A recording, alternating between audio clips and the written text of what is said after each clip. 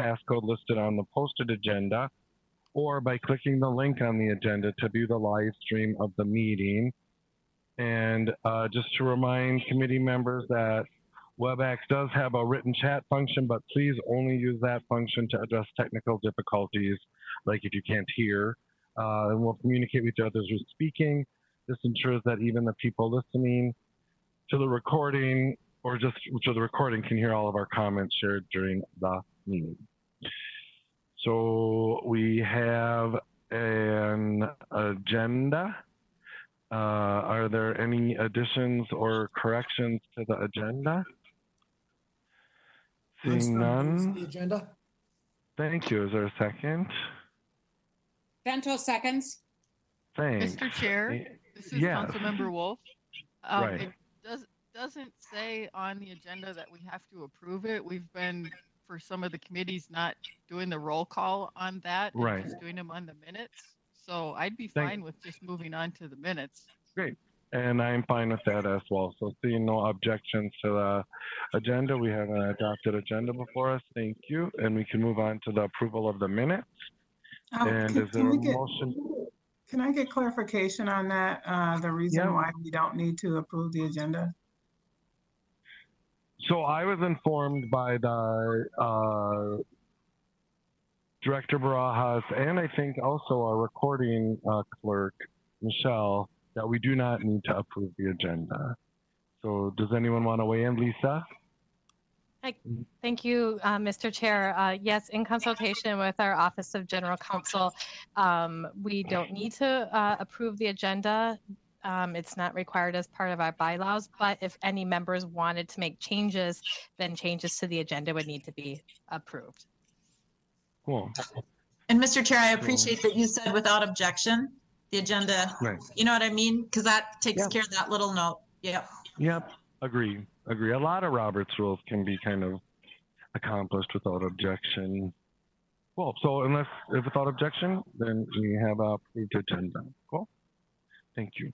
And I would entertain a motion to approve the minutes, please. Cummings moves. Second by Lee. Thank you, council members. Any additions, corrections, discussion on that motion?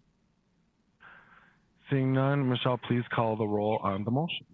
Yes, Chair Littlegren. Atlas Ingebrigtsen. Aye. Chambliss. Aye. Cummings. Aye. Johnson. Aye. Lee. Aye. Lindstrom. Aye. Vento. Aye. Wolf. Aye. Littlegren. Aye. Thank you. Thank you, Michelle. That motion carries, and we'll move on to our business items. The first being 2020-208. It's a joint committee's item. It's the 2040 comprehensive plan and comprehensive sewer plan for the city of Chaska. And Raya Smalley is here to present. Welcome, Ms. Smalley. Thank you, Mr. Chair. Committee members, first, can you hear me okay? Yes, we can. Perfect. I'm Raya Smiley. I'm the sector rep for District 4 in Local Planning Assistance Group in Community Development. And I'm here to present to you the City of Chaska's 2040 Comprehensive Plan. Just one note before we move forward is that I have been in contact with the city planner and the consultant, and unfortunately, they're not actively on the call. They may be listening, but I still wanted to extend my thanks to both of them for being so receptive and flexible while working on the plan and addressing all the requirements. And it was a pleasure working with both of them on this project. So if we can move to the next slide, please. Thank you. So this before you is figure 1 of the staff report, and it identifies the location of regional system components within the city of Chaska. There are a few regional trail search corridors, the Highway 41, Twin Cities and Western, County Road 10, and regional trail search corridors, and then Southwest Regional Trail. and Minnesota Valley State Trail. They're all within the city of Chaska. There are two interceptors. The city is served by the council's Blue Lake wastewater treatment plant. And there's one highway, Highway US 212, that goes through the city. Next, please. Thank you. This is figure 2 from the staff report that identifies the city as suburban edge community designation, and that is consistent with Thrive MSP 2040. Chaska is located in eastern Carver County, and it is surrounded by the communities of Chanhassen, Jackson Township, Louisville Township, Carver, Dahlgren Township, Laketown Township, and Victoria. So the city is on the edge of Carver and neighboring Scott County. Next, please. This is table 1, also in your staff report. It shows that between 2020 and 2040, the council forecasts that the city will grow by 9,500 people, representing 3,800 households. There will be an increase of 4,000 jobs in the city in the same time frame. Next, please. Thank you. This is table 2, which is also in your staff report. It shows that the city has proposed revisions to the sewer service forecast because the city expects that employment will be fully sewered in 2020 and then households will be fully sewered by 2040. And the council staff agree with that, and that's why this revision has been included in one of the actions for you today. Next, please. This is table 3 from the staff report. It illustrates that the planned residential density in the city is between 301 and 13.99 units per acre. Communities with a suburban edge designation under Thrive are expected, to plan for forecasted population and household growth at average densities of at least 3 to 5 units per acre, and Chaska's plan, as shown here, is consistent with that policy. Next, please. This is the city's existing land use map, and that's figure 3 of your staff report.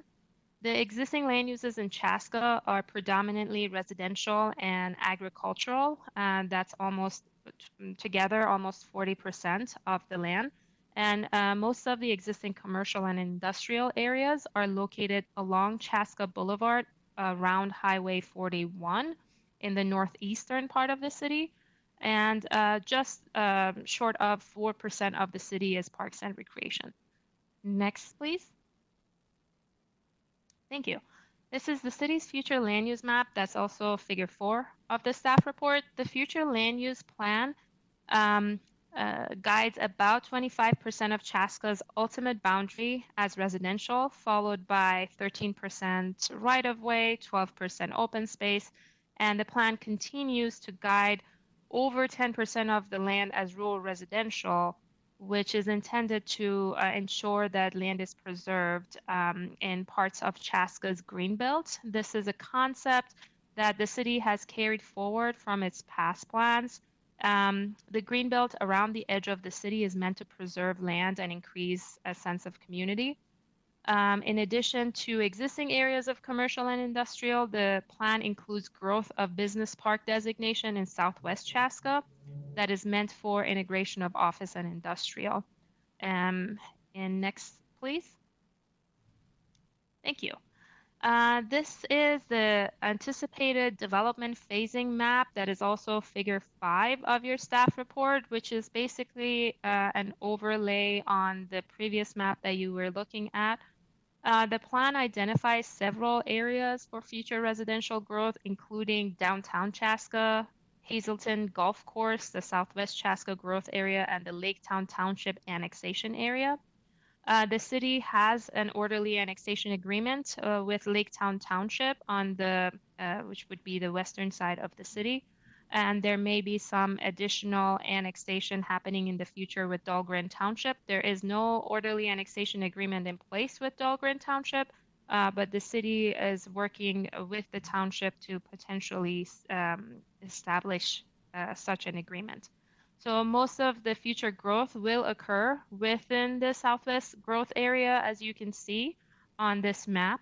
And this includes a mixture of all land uses and with most of its residential growth anticipated by 2030, in fact. Next slide, please. So the proposed findings are that the plan conforms to the Metropolitan System plans, is consistent with council policies with changes to sewer service forecasts, and is compatible with the plans of adjacent local governmental units in affected jurisdictions. Next slide, please. Thank you.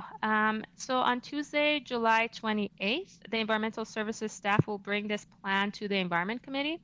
And the plan is to be on the Metropolitan Council's agenda at the August 12th meeting.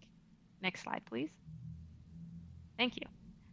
So the proposed action today before you is to authorize the City of Chaska to place its 2040 comprehensive plan into effect, revise the city's sewer service forecast upward as shown in Table 2 of the attached review record, and advise the city to provide the dates that the watersheds approved the local water management plan, the date the city adopted the final local water management plan, and a copy of the final local water management plan if it differs from the version dated April 2020 that was submitted with the updated plan. With that, I am happy to answer any questions you may have. Thank you, Raya. Any questions on that report? Yep, Councilmember Johnson. Thank you. I really appreciate this report. My question isn't specifically about Chaska, but you know, as we go through the comp plans, which you guys outlined really well, thank you for that, in great detail to get it to this point.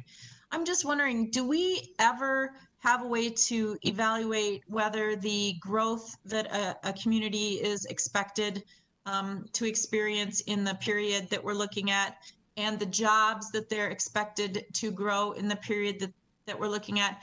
Do we ever look to see if and this probably is just impossible to get, but you know, where I'm going is, you know, the employment growth, are they at wages that can sustain the ability to pay for the housing that's, you know, located nearby in the community?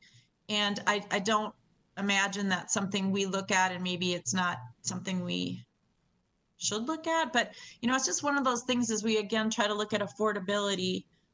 You know, where are the jobs? And when we say there's going to be X amount of job growth, you know, based on the guiding, you know, maybe it's retail heavy, which might indicate lower paying jobs, or maybe it's industrial heavy, which might have another connotation, or maybe it's you know, industry with, you know, high tech manufacturing R&D. So not really for an answer today, but it's always one of those things that I think, gosh, I hope the people who are moving into the community are getting jobs that always can afford to live somewhere by those jobs. So. Councilmember Johnson, Mr. Chair, I am actually gonna have Director Barajas add some notation here, because I think she will be able to provide better content than I can. Great, thank you. Director Barajas. Mr. Chair, Councilmember Johnson, that's a really good question, and certainly at a regional scale when we're forecasting, we are looking at all of those broader, what are the types of jobs, industries, based on, you know, some of those things that you're familiar with, the industries we have in the region, and kind of projecting forward. When we look at local comprehensive plans, we're looking more on whether those plans have the capacity to support their forecasted growth. And most communities don't have the level of detail for us to be able to assess jobs associated with those areas that would accommodate employment. But it is a good question to have in mind and to think about. There are some communities that have gone into a much more detailed level based on the employments or the areas of employment that they already have within their community, and what sorts of wages are typical for that, and then relate them to their housing need and vice versa. And so do a little more digging in that. And we see that especially in areas that have significant employers. and especially newer employers who are looking at that. So we've seen that in some of our communities for sure, but we don't always have the level of detail to be able to kind of make that assessment. That being said, in the housing requirements of the housing plan that's required as part of the comprehensive plan, local governments are to be looking at what their demands for housing are in their region and or within their community, and what the existing demand is, as well as that projected demand, and using kind of their best available knowledge, be able to assess what sorts of jobs and likelihood of jobs that they're able to have in the region and what they need to provide that affordability level. Thank you, Mr. Chair. I appreciate that. Yeah. Thank you, Lisa. Yeah, thank you. Any further discussion on the report? Further discussion? I'm not seeing any. So Ms. Smiley proposed a series of actions relative to the City of Chaska's 2040 Comprehensive Plan, and I would entertain a motion to approve, please. Wolf moves approval. Thank you, Councilmember. Is there a second? Second by Chambliss. Thank you, Councilmember. Any discussion on the motion? Discussion. I am not seeing any, so I'll ask Michelle to please call the roll. Yes, Chair Lilligren. Atlas Ingebrigtsen, Aye. Chambliss, Aye. Cummings, Aye. Johnson, Aye. Lee, Lindstrom, Aye. Bento, Aye. Wolf, Aye. Lilligren. Chair Lilligren? Looks like he's having connection difficulties. Okay. There's like a circle going in front of his face. Thank you. There are enough votes for this for the motion to pass. Thank you.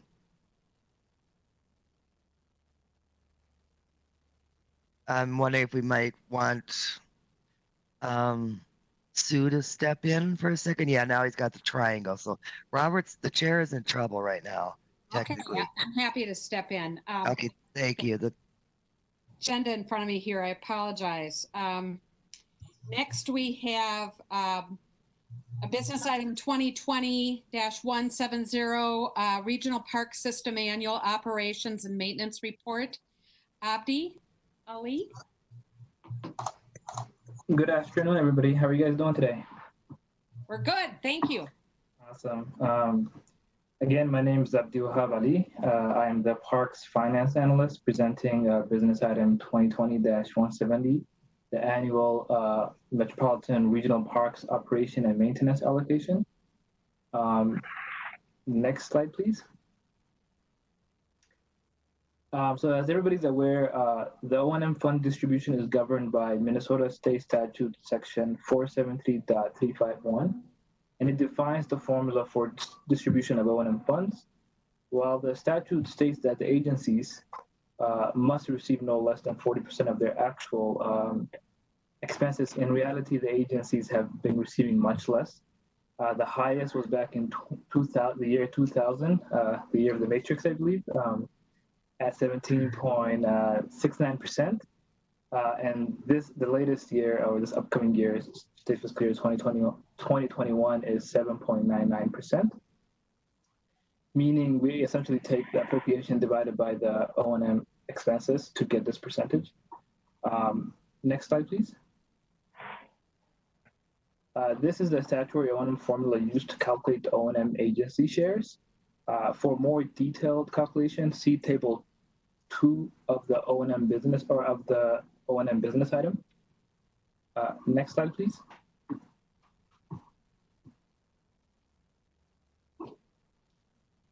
Yes, again, once agencies submit their costs or claims in May, the council process is we then review those costs for eligibility.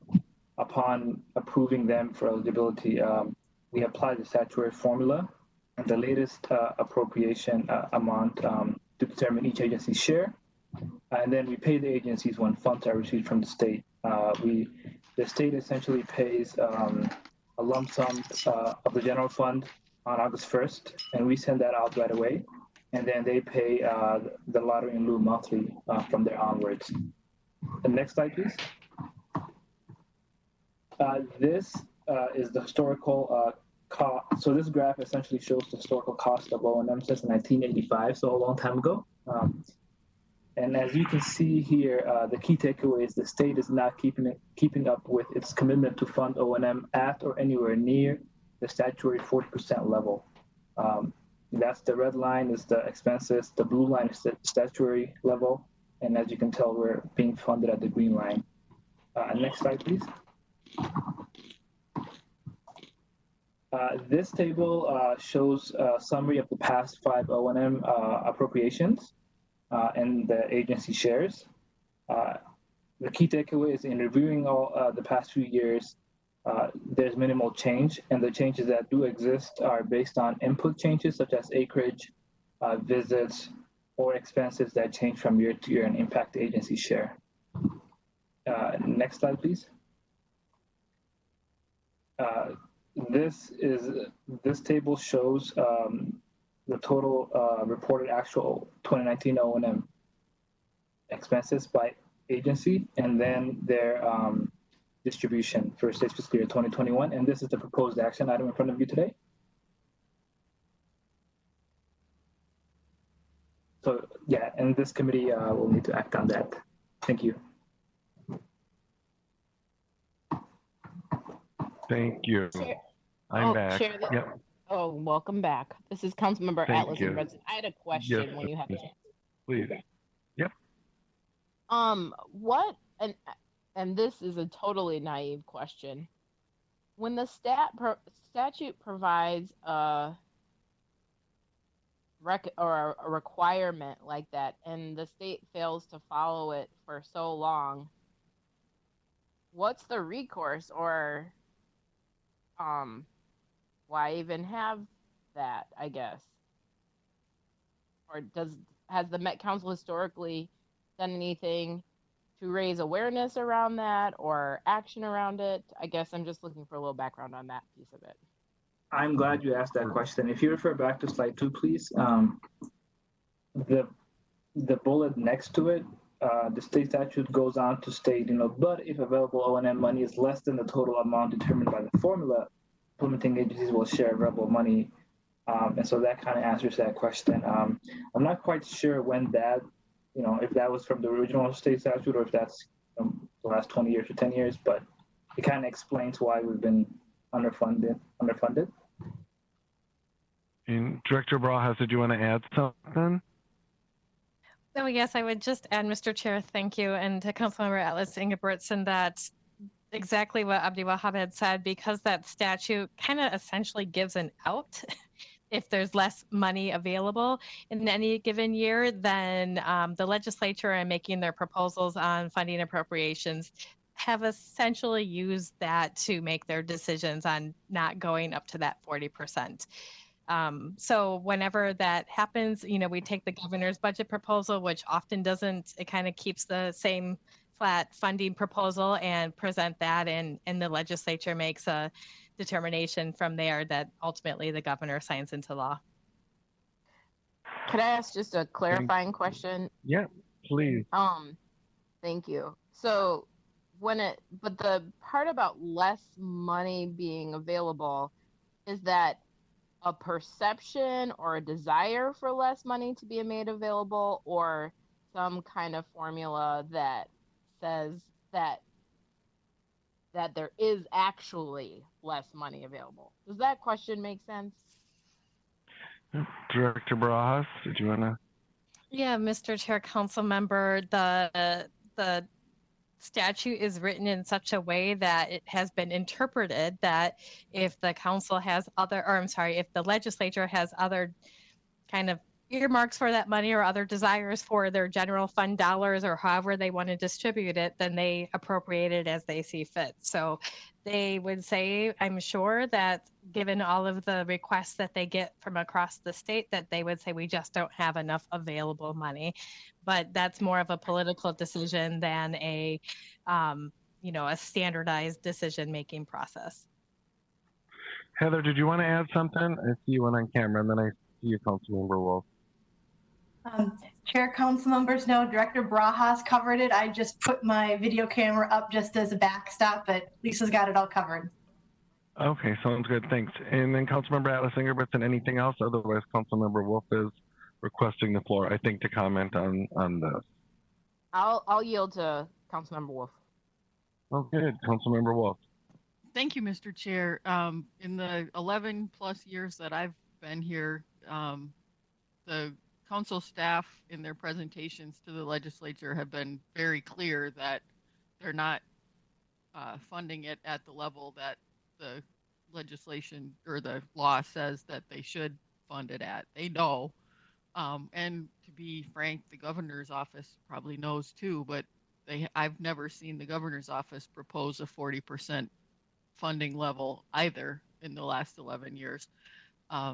It's ironic because with the legacy funds coming available, it says in there that that money must supplement, not supplant existing funding, but essentially that's exactly what's happened. Is the legislature has taken the stance that since we've got the legacy money, you know, that other money is not as important and other things need it more. And so it's gone down pretty dramatically, as you can see from the numbers there, in terms of percentage of overall funding. And I don't see any legislator championing changing that anytime soon, which is very unfortunate because there's a perception that the regional parks are well funded by the state and the legacy money and Met Council, and it's a very, very small piece of the overall funding pie because it's not been a priority for either the governor's office or the legislature. Thank you, Councilmember. Councilmember Atlas Ingebrigtsen? Yeah, I guess what very aware with the dynamics that Councilmember Wolf just described, and personally,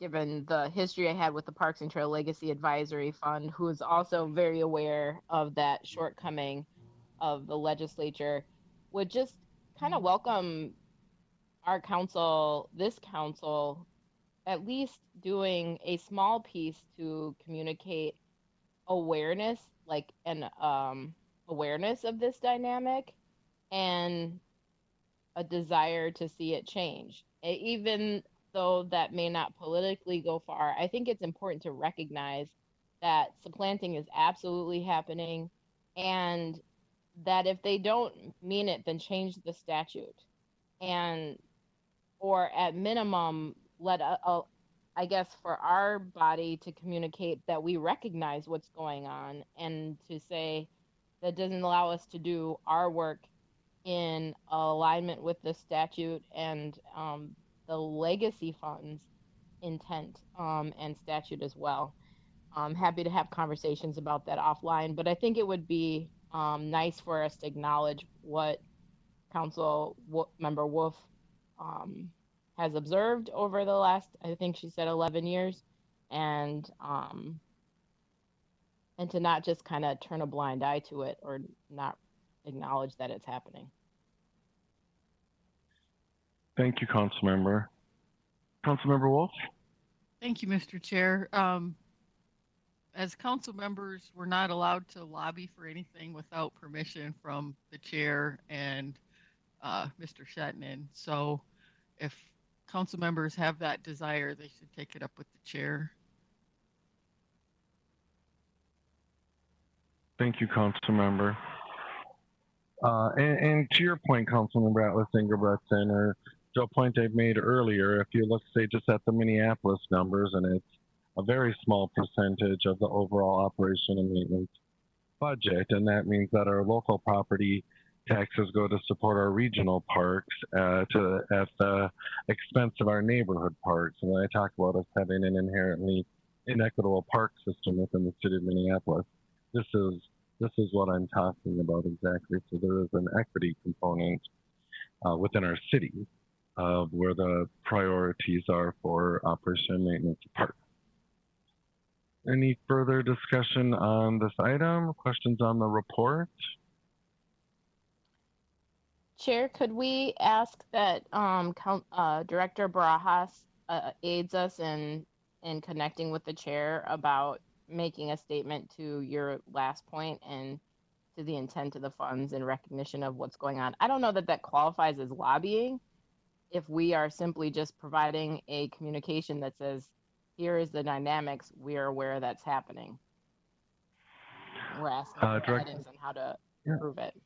Okay. Director Barajas, do you have anything to say, or otherwise Councilmember Johnson is requesting the floor?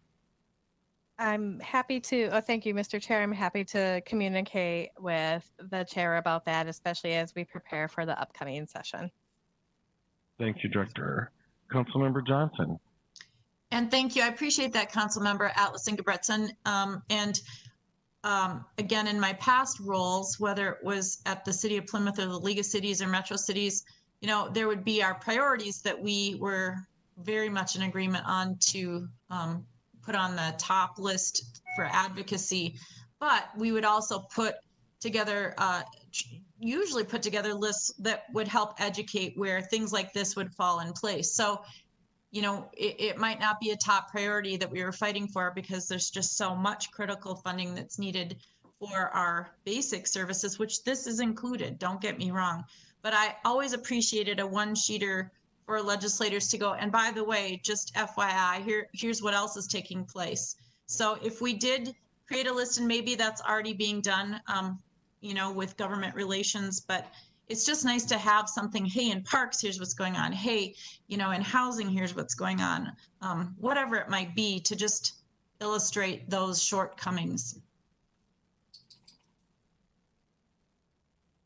Thank you, Councilmember. Further comments or questions on this report?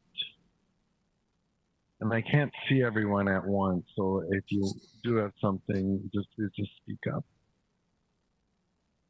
Further comments or questions?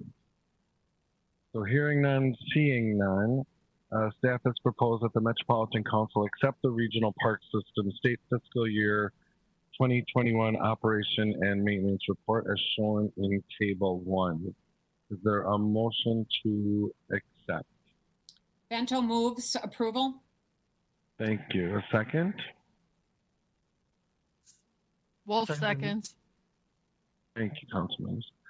Any discussion on the motion? Discussion. Seeing and hearing none, Michelle, please call the roll.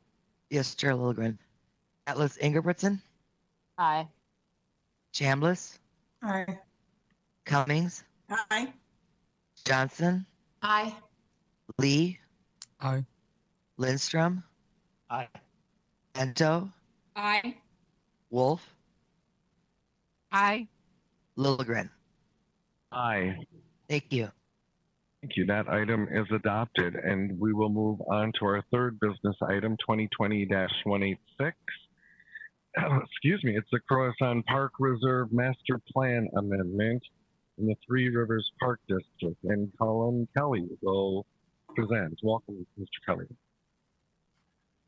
Thank you, Mr. Chair and council members. Can you hear me okay? Yes, we can. Excellent. As was stated, I am Colin Kelly, planning analyst, and I'm here to present the Croheson Park Reserve Master Plan Amendment on behalf of Three Rivers Park District. Next slide, please. First off, some geographic context and a bit of background. Croheson Park Reserve is located in the northwest portion of the regional park system in Hennepin County, as illustrated in the map on the left. This is Figure 1 in your staff report. The park reserve is also located in the northwest portion of Three Rivers Park District, as illustrated in the map on the right. This is Figure 2 in your staff report. The park reserve is bordered by the Crow River on its north and west sides and is situated in between the communities of Rogers, Hanover, and St. Michael. Croheson, made up of 2,600 acres of tall grass prairie, hardwood forest, and mature wetlands, is one of 12 park reserves in the metropolitan system, 7 of which are operated by Three Rivers. As a reminder to council members and any interested members of the public, park reserves differ from regional parks in a few key ways. First and foremost, park reserves are distinguished by their limited development, distinct natural features, and ecological significance. Park reserves are also substantially larger than regional parks, with a minimum size of 1,000 acres, and by definition must comply with the 80-20 development ratio. That is, 80% of the park reserve's acreage must be restored or retained in a natural state. The remaining 20% can be developed for recreational purposes. Next slide, please. Community engagement. In developing the master plan, Three Rivers engaged many different groups and individuals, including current park users, underrepresented populations, local communities, clubs and advocacy groups, and park district volunteers. Underrepresented populations included individuals district-wide that are female, people of color, ages 18 to 34 and 60 plus, or that have a household income of less than $50,000. Engagement methods and targeted communications were used to reach underrepresented groups and to ensure their voices were heard in the planning process.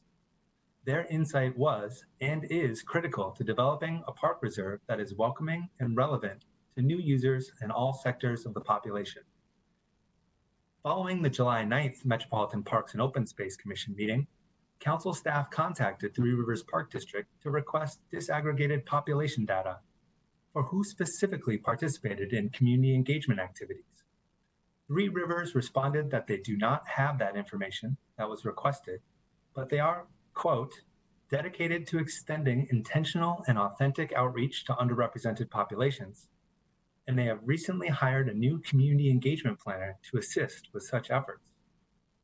That said, the themes that came out of the community engagement work became the primary design recommendations.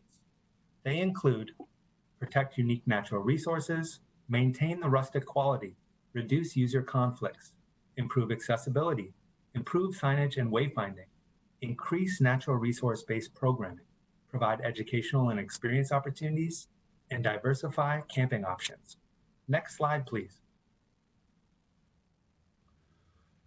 The master plan seeks to highlight a variety of park elements that create an intentional visitor experience while being respectful of the park reserve's high-quality natural resources. The Recreation Development Plan focuses on 7 areas or components of the park reserve, including 1. A further refined Crow River Regional Trail, which is planned to travel along the park's eastern boundary primarily. 2. A further refined trailhead area, including improved parking lots, a new picnic shelter, and an ADA nature play trail. 3. An enhanced blue stem unit, where there is an existing group camp. And individual, reservable, hike-in, or even paddle-in campsites are recommended. 4. An enhanced riverbend unit, where there is also an existing group camp. And individual, reservable campsites are now recommended, along with a new non-motorized ADA boat launch and a new ADA segment of the Northern River Trail. 5. An enhanced dog off-leash area, including erosion control measures along the Crow River edge and parking lot lighting. 6. A new park boundary expansion area, which I'll be covering in some more detail on the next slide. And 7. An enhanced district nursery, where sustainable energy reduction features like photovoltaic energy generation, water harvesting, and biogas production are being considered. Next slide, please. The park boundary expansion area.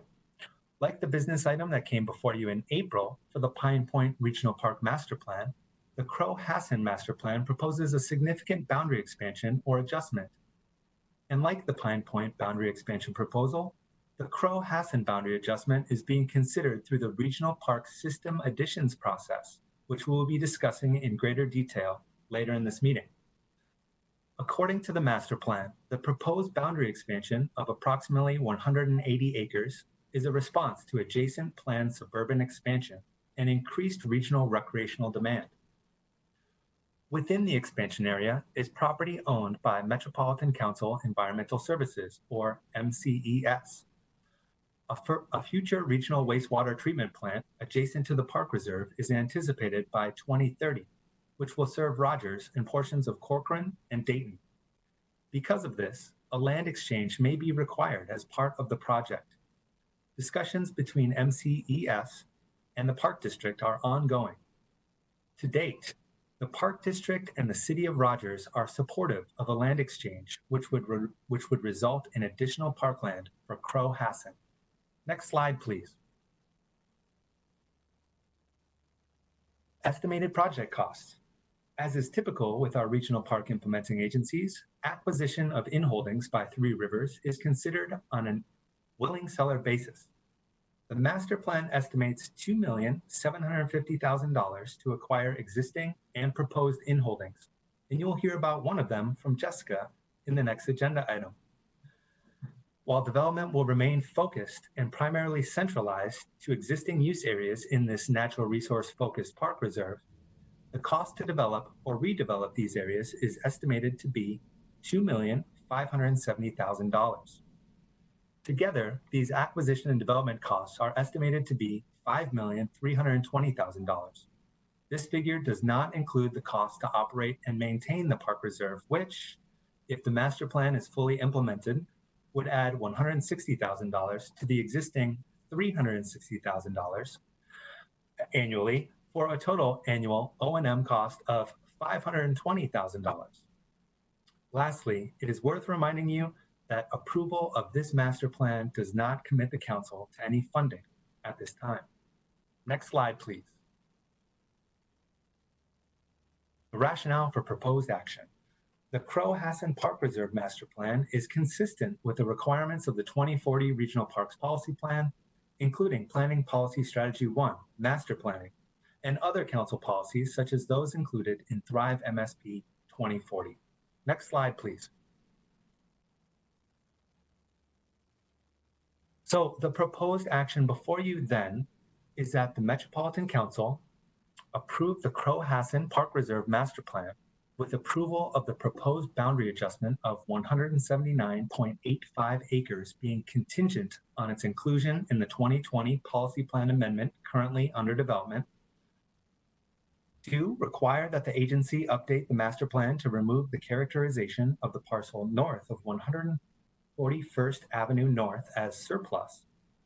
And 3, require Three Rivers Park District, prior to initiating any new development of the park reserve or the Crow River Regional Trail adjacent to or in the vicinity of the park reserve, to send preliminary plans to the Metropolitan Council's Environmental Services Division for review.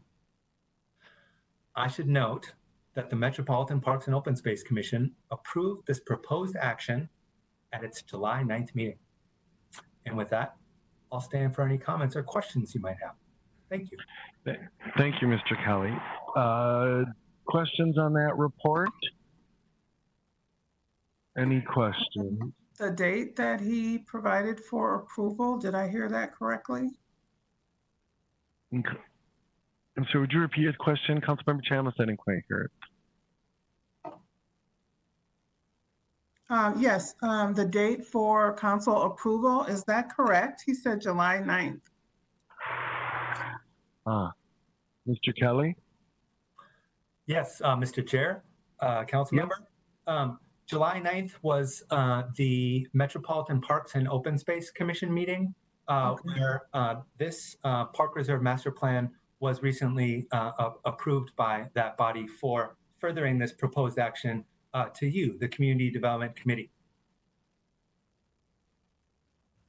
Does that make sense? Yes, you did not give a date then for the official council approval. Yes, indeed.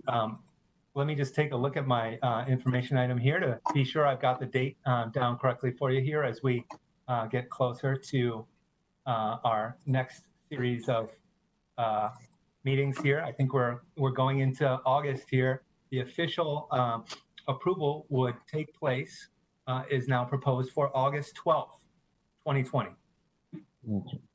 Okay, great, thank you. Thank you. Thank you, Councilmember. Further discussion on this report, questions? And again, I can't see you all at the same. Mr. Chair. Councilmember Johnson. Yep. Thank you, Mr. Chair. Just one quick process question on the slide that we've got up, slide 8, under number 1, approve the Croheson Park Reserve Master Plan with approval of the proposed boundary adjustment of 179.85 acres. here's the part I'm trying to understand process, being contingent on its inclusion in the 2020 policy plan amendment under current development. So we are receiving the report from MPOSC and Three Rivers, and CDC is saying yes. And then it continues on further, but still has to be then included in the 2020 policy plan amendment, which we're still working on as a council as well. So it's kind of a step along the way. Is that correct? Mr. Kelly? Yes, Mr. Chair, council member, that is indeed correct. Yes, this is the same path as I referenced during the presentation as the Pine Point Regional Park Master Plan boundary adjustment is taking. These proposals for boundary adjustments or expansions are considered significant and therefore are being included in our regional park system additions process. And so we will be talking about that in a few minutes or in a little bit. And we could certainly talk more about this specific topic if you'd like at that point or at any point after. Thank you, Mr. Chair. Thank you. I just wanted to make sure I understood the connecting of the dots to final approval. So thanks for that clarification. Thank you, Councilmember. Any further questions on this report, discussion? Seeing none, hearing none. Mr. Kelly has proposed a series of actions relative to the Croheson Park Reserve Master Plan. Is there a motion to approve, please? Motion by Johnson. Thank you. A second? Cummings, second. Thank you, council members. Any discussion on the motion? Discussion. Seeing and hearing none, Michelle, please call the roll. Yes, Chair Lilligren. Atlas Ingebrigtsen. Atlas Ingebrigtsen. Aye. Chambliss. Aye. Cummings. Aye. Johnson. Aye. Lee. Aye. Lindstrom. Aye. Vento. Aye. Wolf. Aye. Lilligren. Aye. Thank you. Thank you, Michelle. That item is adopted, and we will move on to our business item number 4, which is 2020-187. It's Park Acquisition Opportunity Fund Grant for Croheson Park Reserve.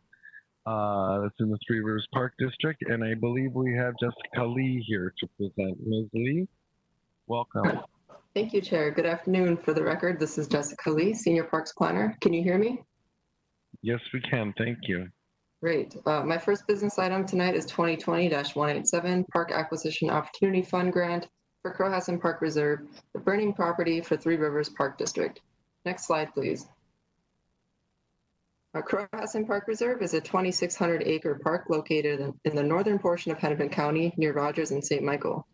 Next slide, please. Croheson was a site of Three Rivers Park District's first prairie restoration over 50 years ago today. Today, the Park Reserve is one of the most diverse restored prairies in the state with over 100 types of wildflowers. It's also home to many threatened and endangered species such as the rusty-patched bumblebee, blinding turtle, and the Henslow's sparrow. Today, Croheson has over 840 acres of restored prairie. Next slide, please. The burning and holding is approximately 1 acre and contains a house built in 1963. The building will be removed so the site can be restored to its natural state. Next slide, please. The landowner has agreed to a purchase price of $320,000. The total acquisition cost, including stewardship, is $435,500. This cost will be split as usual between legacy funds, council funds, and local match. Next slide, please. A rationale for recommendation is that this acquisition is consistent with the 2040 Regional Parks Policy Plan, the state fiscal year 2021 Parks and Trails Legacy Fund appropriation requirements, the Croheson Park Reserve Master Plan, and Three Rivers Park District is within its $1.7 million per fiscal year limit for Parks and Trails Legacy Fund PAOF funding. Next slide, please. Our recommendation today is to approve a grant of up to $326,625 to Three Rivers Park District for the 1 acre burning property located at 26260 141st Avenue North in the City of Rogers for Croheson Park Reserve, contingent on council approval of the July 2020 special budget amendment Business Item 2020-182JT. Authorize the Community Development Director to execute the grant agreement and restricted covenant on behalf of the Council. Consider reimbursing Three Rivers Park District up to $108,875 from its share of a future Regional Parks Capital Bonding Program, and to inform Three Rivers Park District that the Council does not under any circumstance represent or guarantee that the Council will grant future reimbursement, and the expenditure of local funds never entitles a park agency to reimbursement. And thank you. With that, I am happy to take questions. Thank you, Ms. Lee. Questions on that report?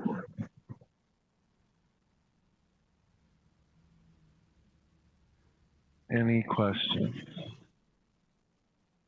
Seeing none and hearing none. Chair, I've got my, it's Molly, I have my question. I'm sorry, Councilmember Cummings. That's okay, thank you. Thank you, Mr. Chair. I just, as a reminder, we were going to be careful about using acronyms, and if you could just remind me on the, whichever slide it is, I guess number 6, the PAOF funding stands for what? Oh, thank you for the question. I apologize. Park Acquisition Opportunity Fund. Thank you. Thank you, Councilmember Cummings and Ms. Lee for the clarification. Councilmember Johnson, were you requesting the floor? I'm just ready for a motion whenever you want one. Okay, great. Seeing no further discussion, Ms. Lee has a series of recommended actions on this item. Is there a motion, Councilmember Johnson? Johnson moves. Thank you. Thank you, Councilmember. Discussion on the motion? Any discussion? Seeing none, Michelle, please call the roll. Yes, Chair Lilligren. Atlas Ingebrigtsen. Atlas Ingebrigtsen. Chambliss. Aye. Aye. Cummings. Okay, I'm sorry. Two ayes there. Okay. Cummings. Aye. Johnson. Aye. Lee. Aye. Lindstrom. Aye. Bento. Aye. Wolf. Aye. Lilligren. Aye. Thank you. Thank you. That item is adopted. And we will move on to our next business item, number 5, 2020-188. This is Park Acquisition Opportunity Fund Grant for Great Cloud Island Regional Park. It's Kovich property in Washington County, and Ms. Lee will present on this again. Ms. Lee. Thank you, Chair. Again, for the record, this is Jessica Lee, Parks Planner, presenting business item 2020-188, Park Acquisition Opportunity Fund Grant for Great Cloud Island Regional Park, Kovich property for Washington County. Next slide, please. Great Cloud Island Regional Park is located along the Mississippi River in the southwest corner of Washington County in the city of Cottage Grove. Next slide, please. Washington County currently owns about 128 acres of the 1,300-acre park boundary, so this park is not yet open to the public. The Kovich property, which is shaded in blue on this map, will add 3.7 land acres and will connect existing county-owned parcels. The total Kovich property is 41 acres. However, in the 1930s, the construction of a lock-in dam on the Mississippi River created an inland channel and flooded a large portion of the property. The channel remains today, as you can see north of the blue parcels on this map. Next slide, please. The landowner has agreed to a purchase price of $319,000. The total acquisition cost, including stewardship, is $348,700. This project will have the normal split of legacy, council, and agency funds. Next slide, please. Our rationale for recommendation is that this acquisition is consistent with the 2040 Regional Parks Policy Plan, the state fiscal year 2021 Parks and Trails Legacy Fund appropriation requirements, the Great Cloud Island Regional Park Master Plan, and Washington County is within its $1.7 million per fiscal year limit for Parks and Trails Legacy Fund, Park Acquisition and Opportunity Fund funding. Next slide, please. Our recommendation today is to approve a grant of up to $261,525 to Washington County for the 41.15-acre Kovich property located at 11523 Great Cloud Trail South in the city of Cottage Grove for Great Cloud Island Regional Park, contingent on council approval of the July 2020 special budget amendment, business item 2020-182JT, and on the anticipated closing date occurring before the purchase agreement expiration date, and to authorize the Community Development Director to execute the grant agreement and restricted covenant on behalf of the council. Thank you, and I'm happy to take questions. Thank you, Ms. Lee. And any questions on that report?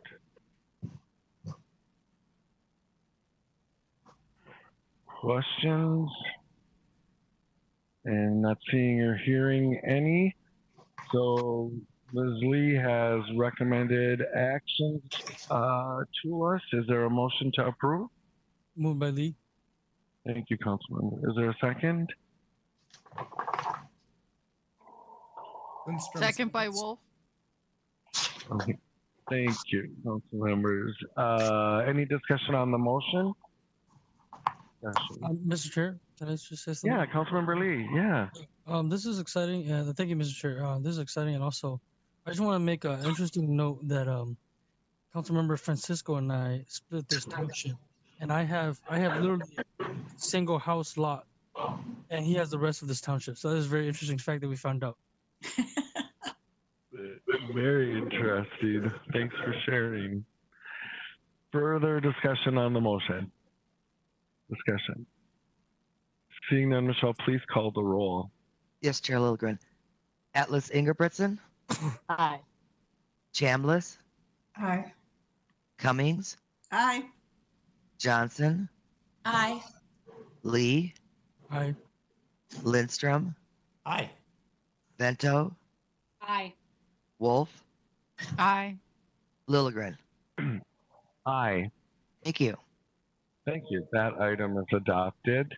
And we will move on to our final business item for today, which is 2020-189, another Park Acquisition Opportunity Fund grant. This one for Bald Eagle Otter Lake Regional Park, the Spencer property in Ramsey County. And Ms. Lee, once again, thanks for being here. Thank you, Chair. One last time for the record, this is Jessica Lee, Parks Planner, presenting business item 2020-189, Park Acquisition Opportunity Fund Grant for Bald Eagle Otter Lake Regional Park, the Spencer property for Ramsey County. And I'm not seeing the slide yet.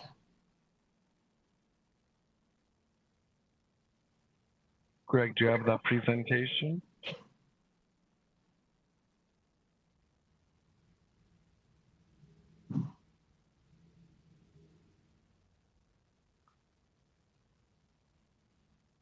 All right, there it is. Next slide, please. Next slide, please. Thank you. Bald Eagle Otter Lake Regional Park is located in the northeast corner of Ramsey County in White Bear Township. Next slide, please. The park is comprised of 3 segments: Bald Eagle Lake, Otter Lake, and Tamarack Nature Center. The total park is 885 acres. The Spencer inholding is located in the Otter Lake segment and is circled in red on the map shown here. The predominant characteristics of the park are the lakes and associated wetlands, along with oak, woodlands, and prairie. The park also contains unique habitats, including the Tamarack Swamp, red maple woods, and extensive shrub swamps. Next slide, please. The landowner has agreed to a purchase price of $348,000. The total acquisition cost, including stewardship, is $389,280. This project will have the normal split of legacy, council, and agency funds. Next slide, please. A rationale for recommendation is that this acquisition is consistent with the 2040 Regional Parks Policy Plan, the state fiscal year 2021 Parks and Trails Legacy Fund appropriation requirements, the Bald Eagle Otter Lake Regional Park Master Plan, and Ramsey County is within its $1.7 million per fiscal year limit for Parks and Trails Legacy Fund Park Acquisition Opportunity Fund funding. Next slide, please.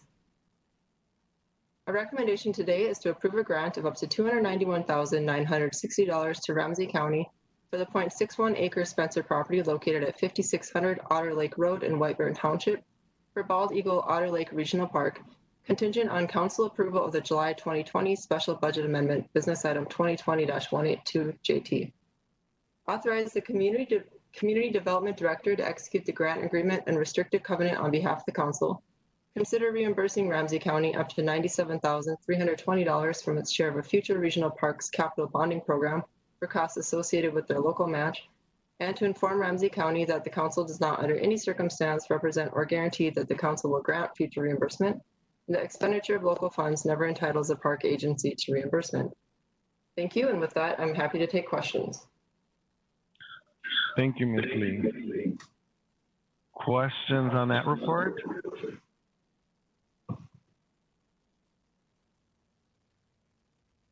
Any questions?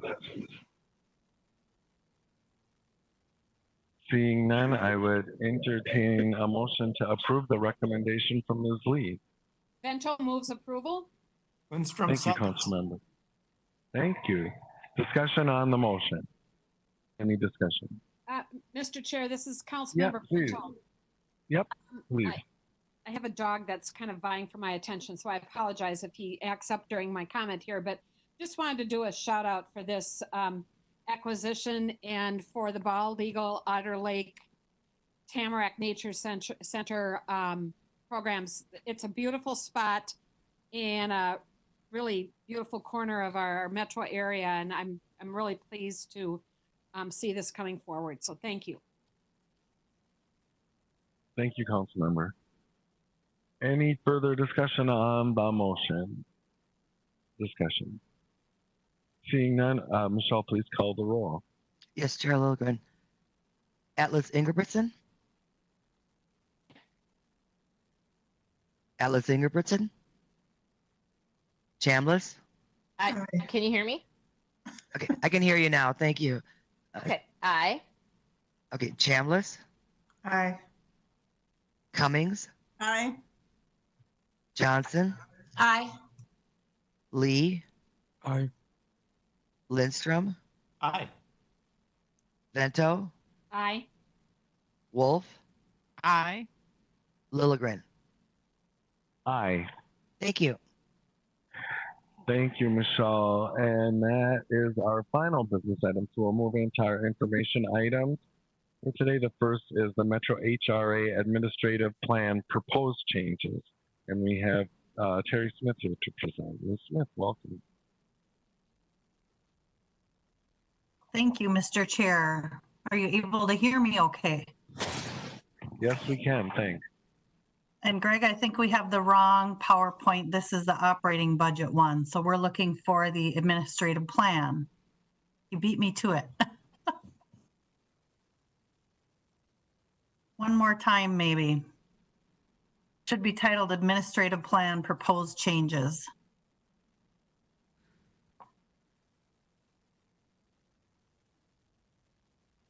Terry, I'm not sure if he has that. I'm going to try and quick send him a copy. Sorry about that. Oh, that's okay. Otherwise, there's a couple of charts that are kind of complicated. So, Chair, maybe while we're waiting, I have a Councilman. question, and I don't know if it's appropriate to ask tonight or not. Why don't you go ahead, Councilmember, and we'll figure it out. I've received a few emails from constituents around what the council is doing to aid in and I'm sure other council members have as well, to aid in the efforts around encampments at some of the parks. And I'm just wondering if it's possible to get a small update about that today, if we are playing a direct role in any way. That's it. Thanks, Councilmember. Yeah, I have received some context too. Maybe I would look to Director Barajas, possibly, to advise on this. And if not today, Councilmembers, I'm wondering if it could be something that we actually touch on Wednesday at the full council meeting, if many of us are getting contact. Lisa, any advice, guidance? Yeah, Mr. Chair, council members, for encampments. Sorry, I didn't have my mic down. Mr. Chair, council members, for encampments that are in other areas, whether they're in Minneapolis parks, MnDOT, other things, the council doesn't play a direct role. We certainly work with our partners on requested assistance, providing advice from our experience, and coordinating with anybody that we may have already started working with regarding housing choice vouchers or mainstream vouchers, if any, in that area. So we are more kind of peripheral to that. We continue to have conversations with our state and local partners about the best approach to encampments, especially during COVID, and lessons that we learned in our experience as well. But there isn't a one per se centralized role or agency that handles encampments in the state. Councilmember Atlas Ingebrigtsen, did you want to comment or? No, I think I thought that was the accurate response. So I think that probably people are looking towards all agencies. My guess is as to what we're doing to address the systemic issue. So maybe that is a better question answered on Wednesday. And I'll yield with that. Well, thanks, Councilmember Atlas Ingebrigtsen, and just since you brought this up, and there's also some activity around creating a regional system, the regionalization of unsheltered homeless response that would kind of go to what you're talking about. What are all the agencies' roles? What are their responsibilities? How could they work more collaboratively? And I've been in those conversations through the Minnesota Interagency Council on Homelessness, and just recently started to chair the Regionalization Advisory Committee.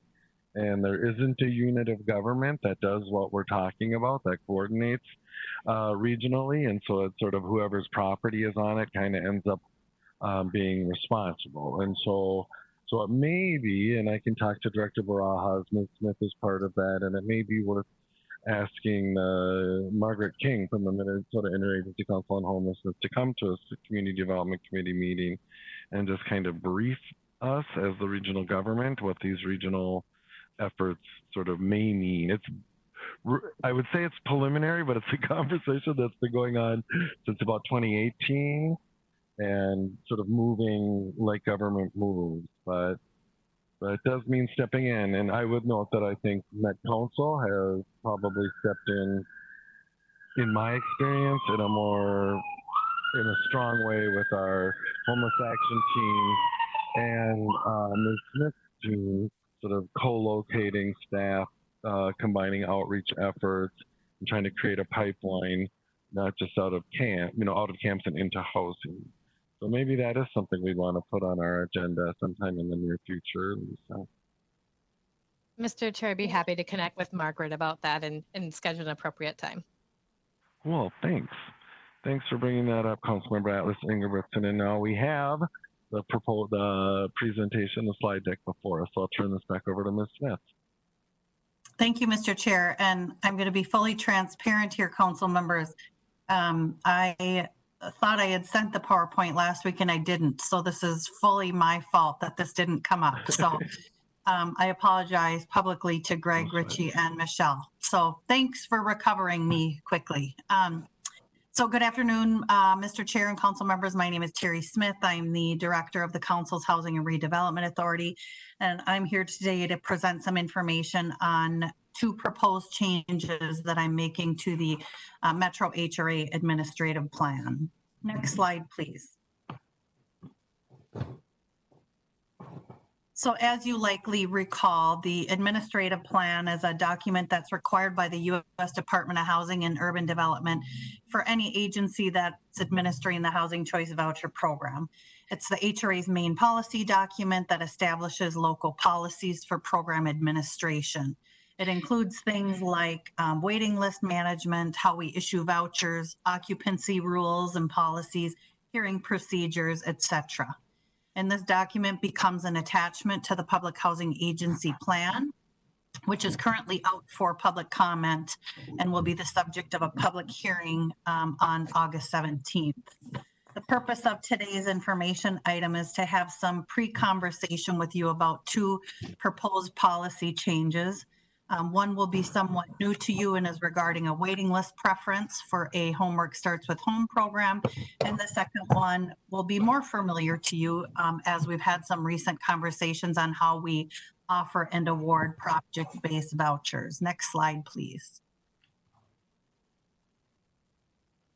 So the first proposed change is regarding the adoption of a waiting list preference. And this is in partnership with Suburban Ramsey Family Collaborative and Solid Ground for their Homework Starts with Home program.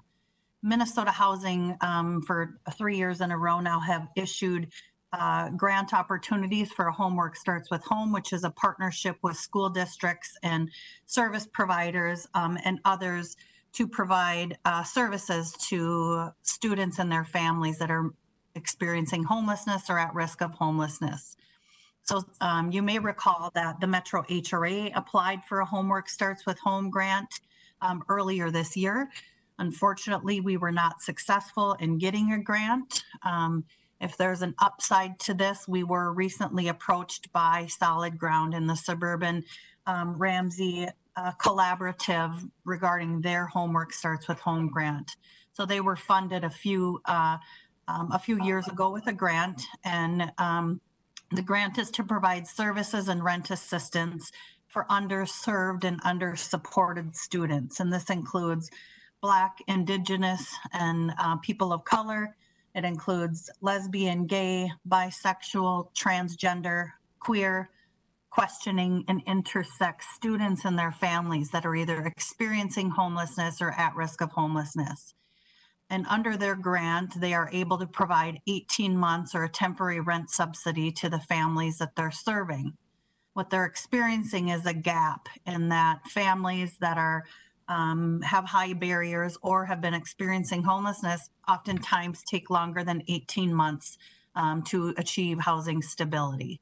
So with this preference, we would be offering a housing choice voucher to some of the families transitioning from that program after the 18-month Homework Starts with Home period. So it would offer an opportunity for these families to remain stably housed.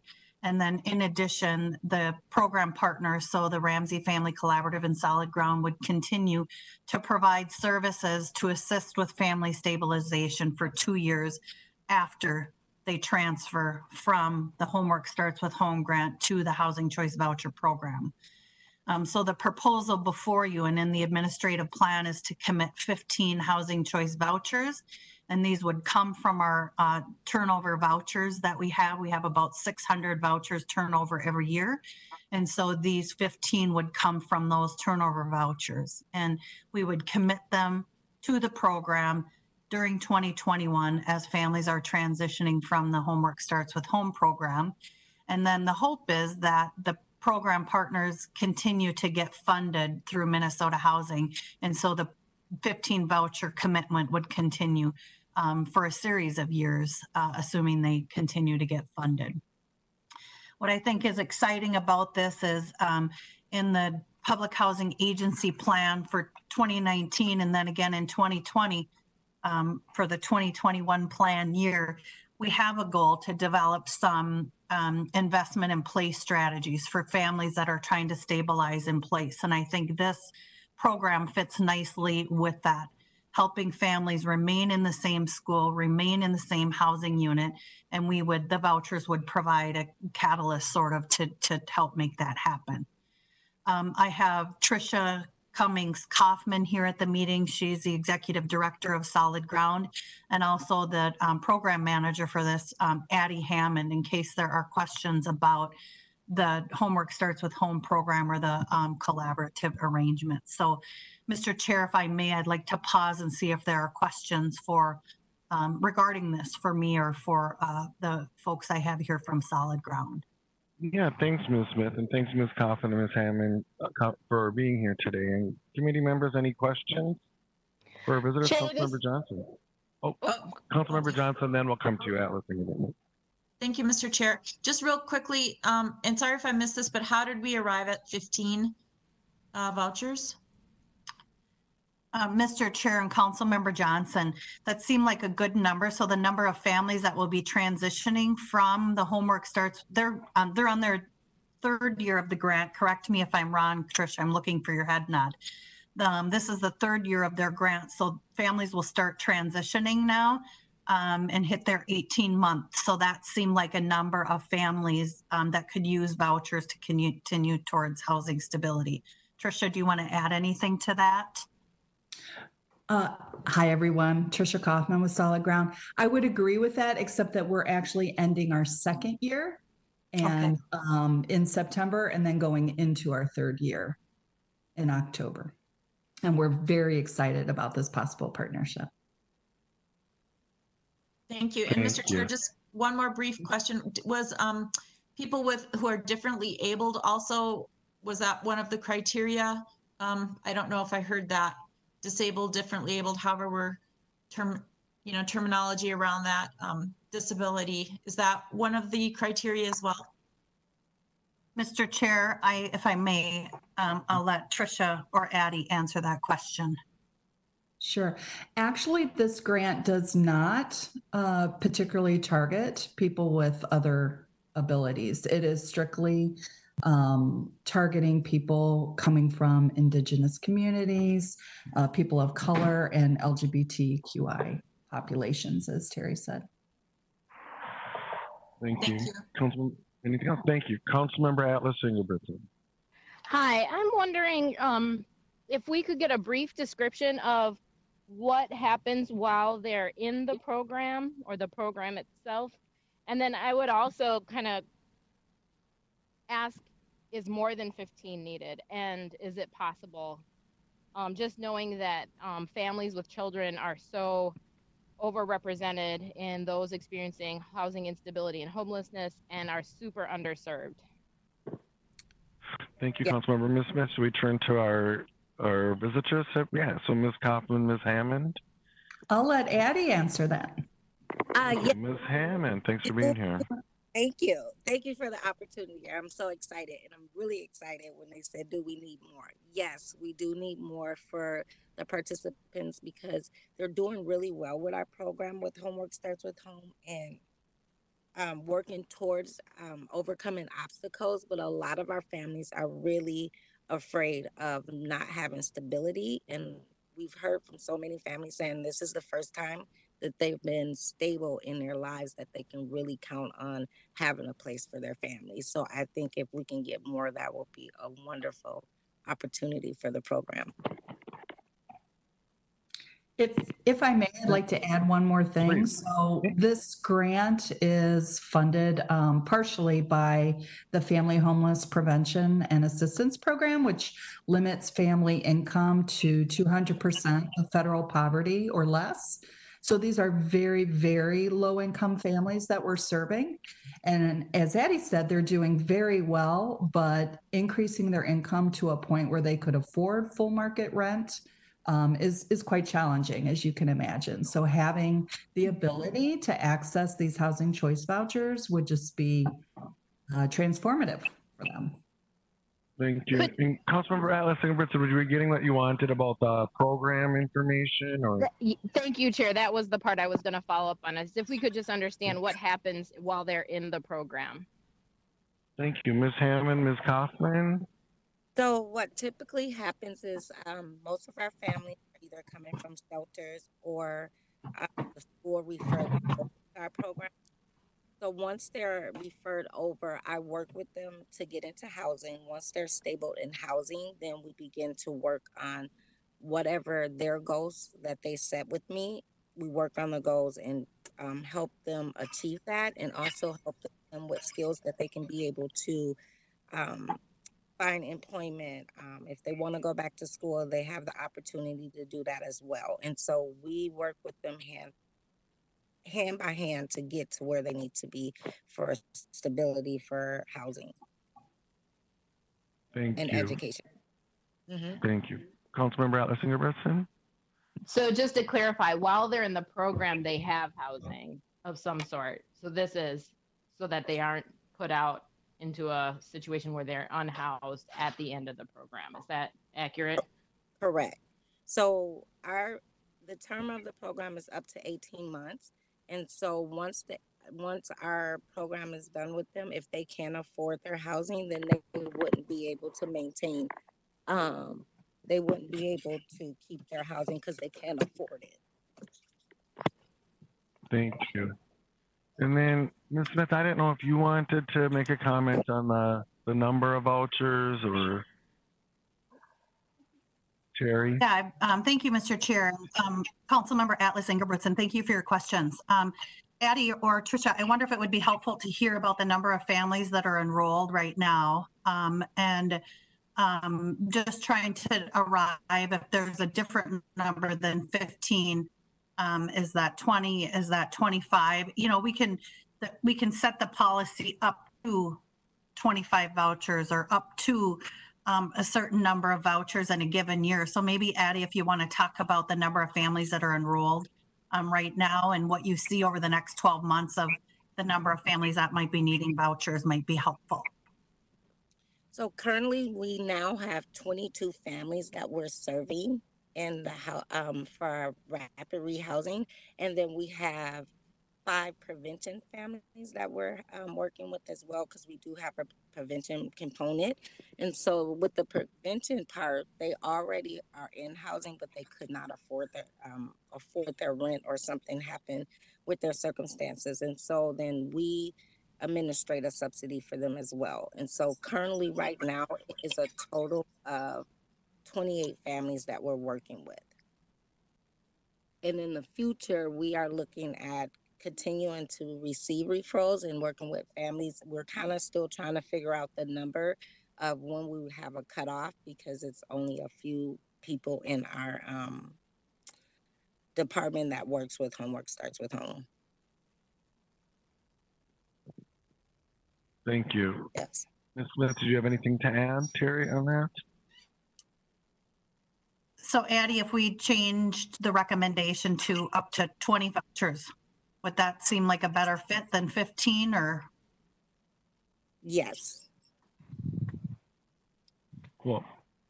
Thank you. And I have waiting to speak council members Lee, Vento, and Cummings.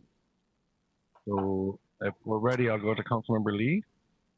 Thank you, Mr. Chair. I just had a quick comment. I just wanted to thank and commend both our Met Council staff and the folks at Solid Ground, because we know that during the recession and since the recession, the fastest growing areas of homelessness and housing insecurity are in the suburbs, not just in the metro, but across the country.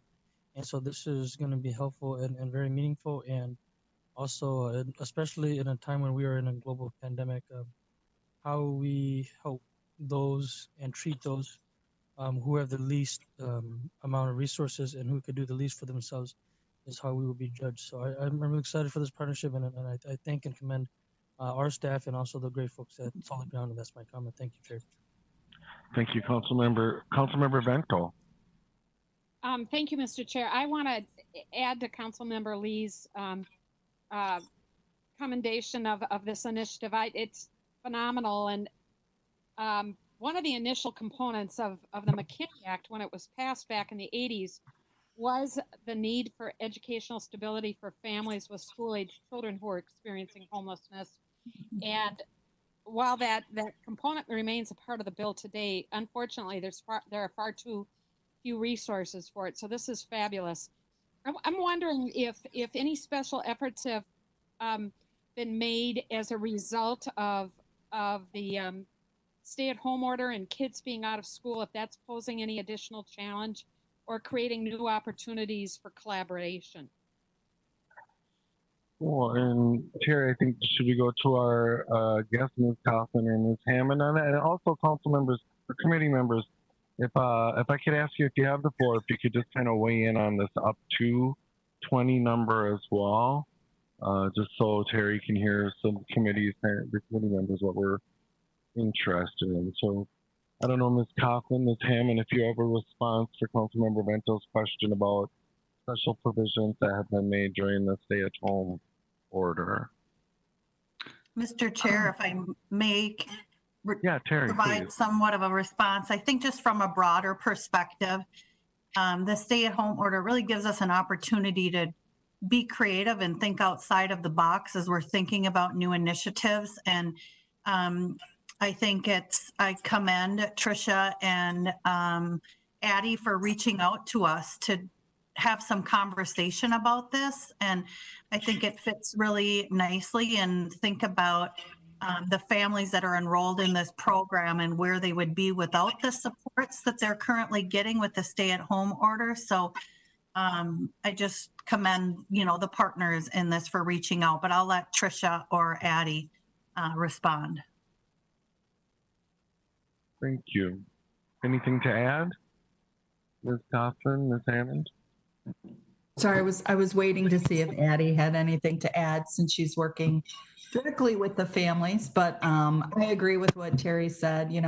One of the great things about this partnership is it would allow us not only to provide stability for the families who would transition to the housing choice vouchers, but also then allow our partnership to serve that many more families. So the 20 families who transition over allow us to use our housing trust fund dollars to serve 20 more families. And I would say that during the current, the pandemic, it's been quite challenging, as you can imagine, with distance learning for our families. Many of our parents are the ones who are essential workers and needing to go to work and trying to figure out childcare and all those other things, and how to help support their children during with their learning. We do have a children's services specialist who connects with families around those kinds of learning needs or childcare, other kinds of issues. So there are a couple of support staff at Solid Ground who help Addie with those families. The other thing I would add is that we've been able to secure some COVID response grants that we are directing to this program so that we can serve even more families with prevention dollars. And even though there's a moratorium in place for evictions, we want to make sure that people are caught up on their rent and can avoid eviction when that deadline is lifted. And so we've been able to serve quite a few more families than we originally projected. So that work combined now with the partnership with Metro HRA really allows us to expand our reach in the community. Thank you. Ms. Hammond, anything to add? And I see you, Councilmember Lindstrom, too. Yes. So we do have some challenges, but I think with this COVID-19 and everything that's going on, it has allowed our families to be very motivated and proactive in trying to connect in the community. And I think that is a great tool for our families, where they're reaching out for multiple services to provide for them to be able to do what they need to do. Thank you. You're welcome. I'm sorry.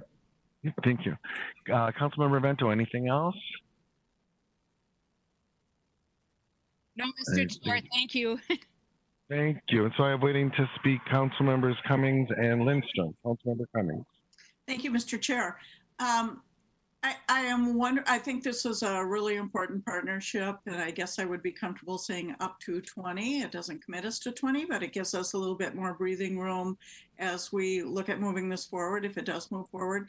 One of the questions that I have is looking at our next business or information item when we're going to talk about the budget and the HRA and so forth.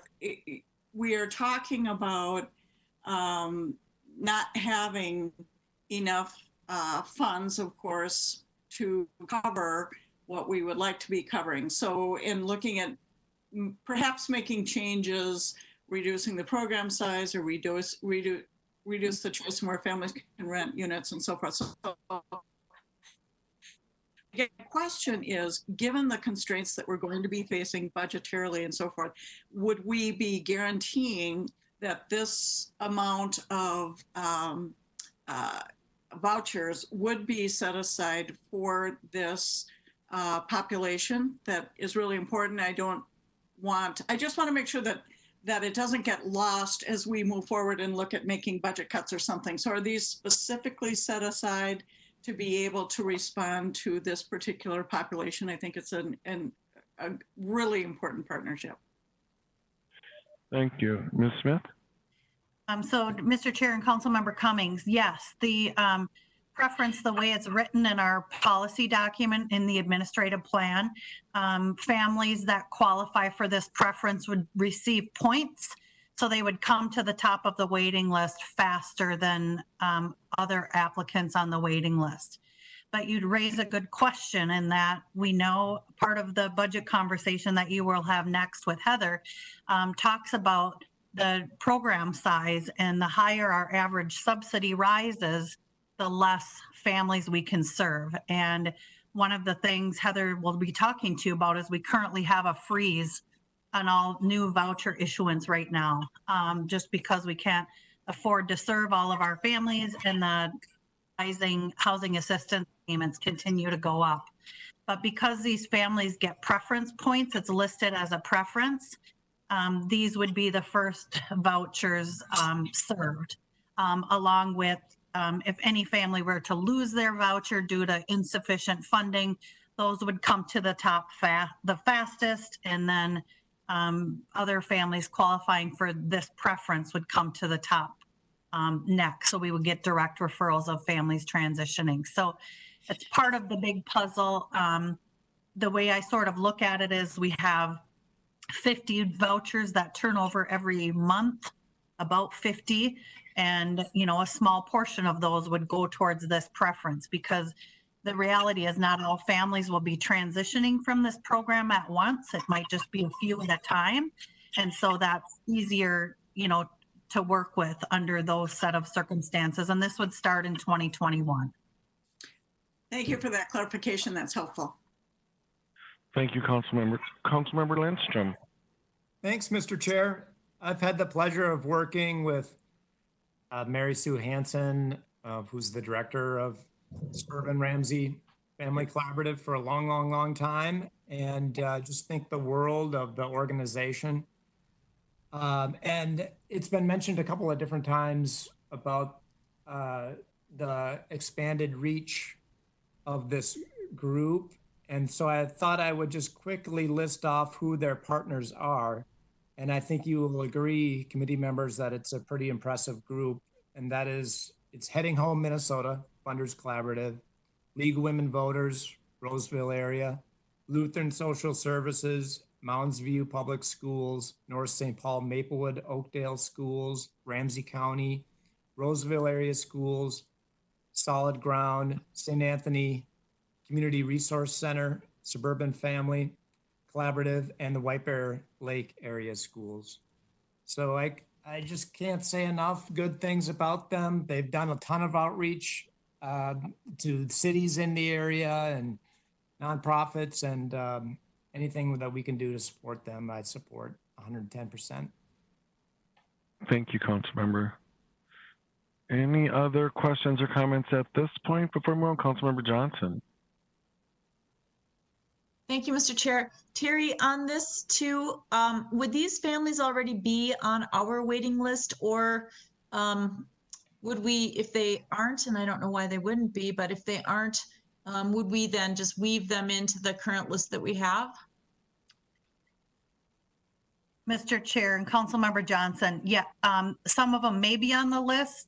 I'm certain they are not all on the list. So the preference puts them on the list and brings them to the top. That's what this does.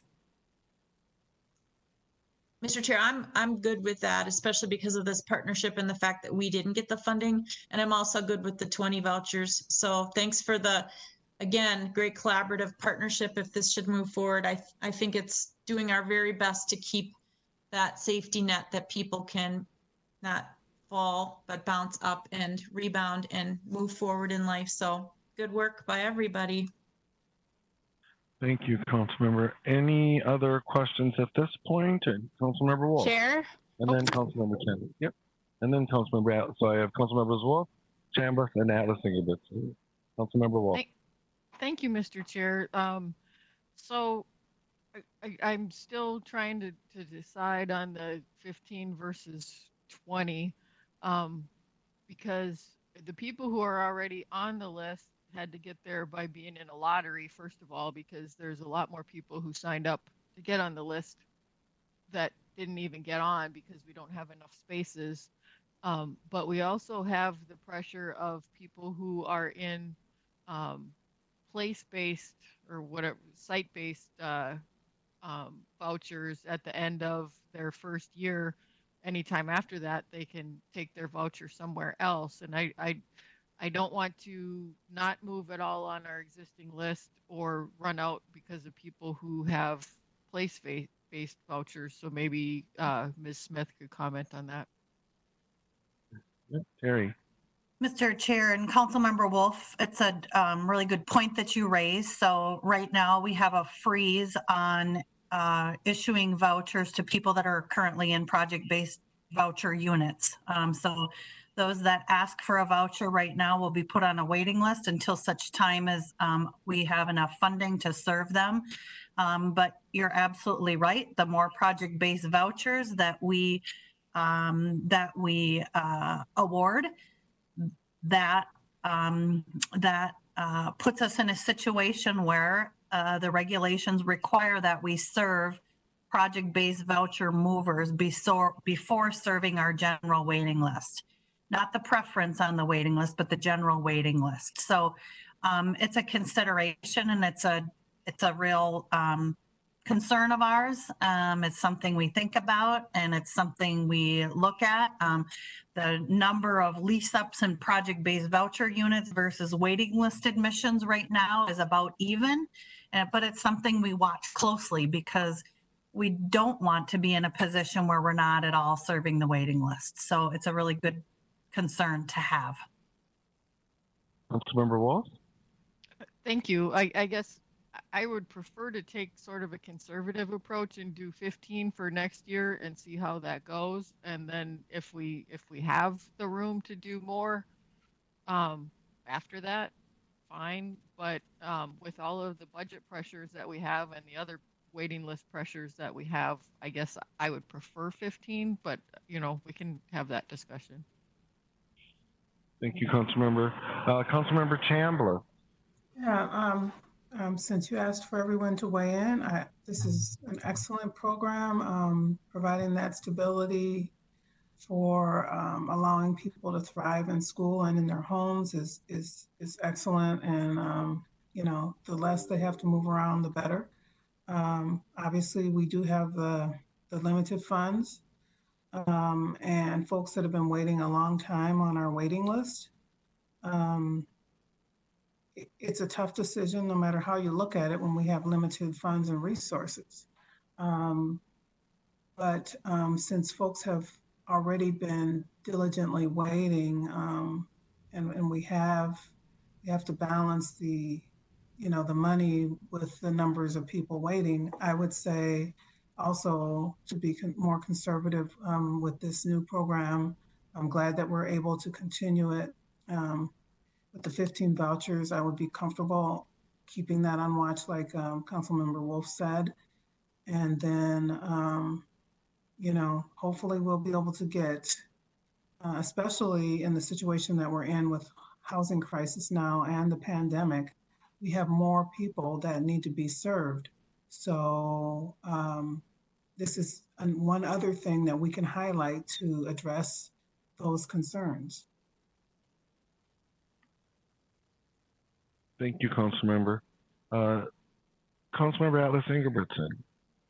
Thank you, Chair. I guess I would ask, is the population served by this program a population currently served in a robust way in our current programming, or do we know that information? Ms. Smith?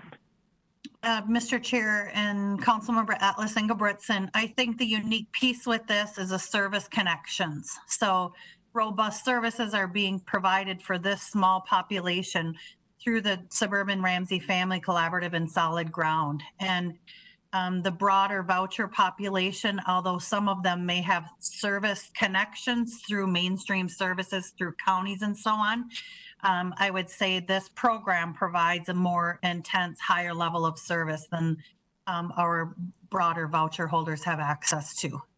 I think I missed, my question wasn't worded particularly well. What I'm wondering is this population, the BIPOC transgender population, served in a robust way by our current, the Met Council's current housing program? Mr. Chair and Councilmember Atlas Ingebrigtsen, we do not collect that information, so I don't know the answer to that. We could look into figuring out how we can collect that information in the future, but right now it's not something we collect. Councilmember Atlas Ingebrigtsen? Thank you, Chair. If I could, I guess what we do know right now is that these populations in particular are over impacted by coronavirus. They're overly included in the essential worker group, so they're more at risk.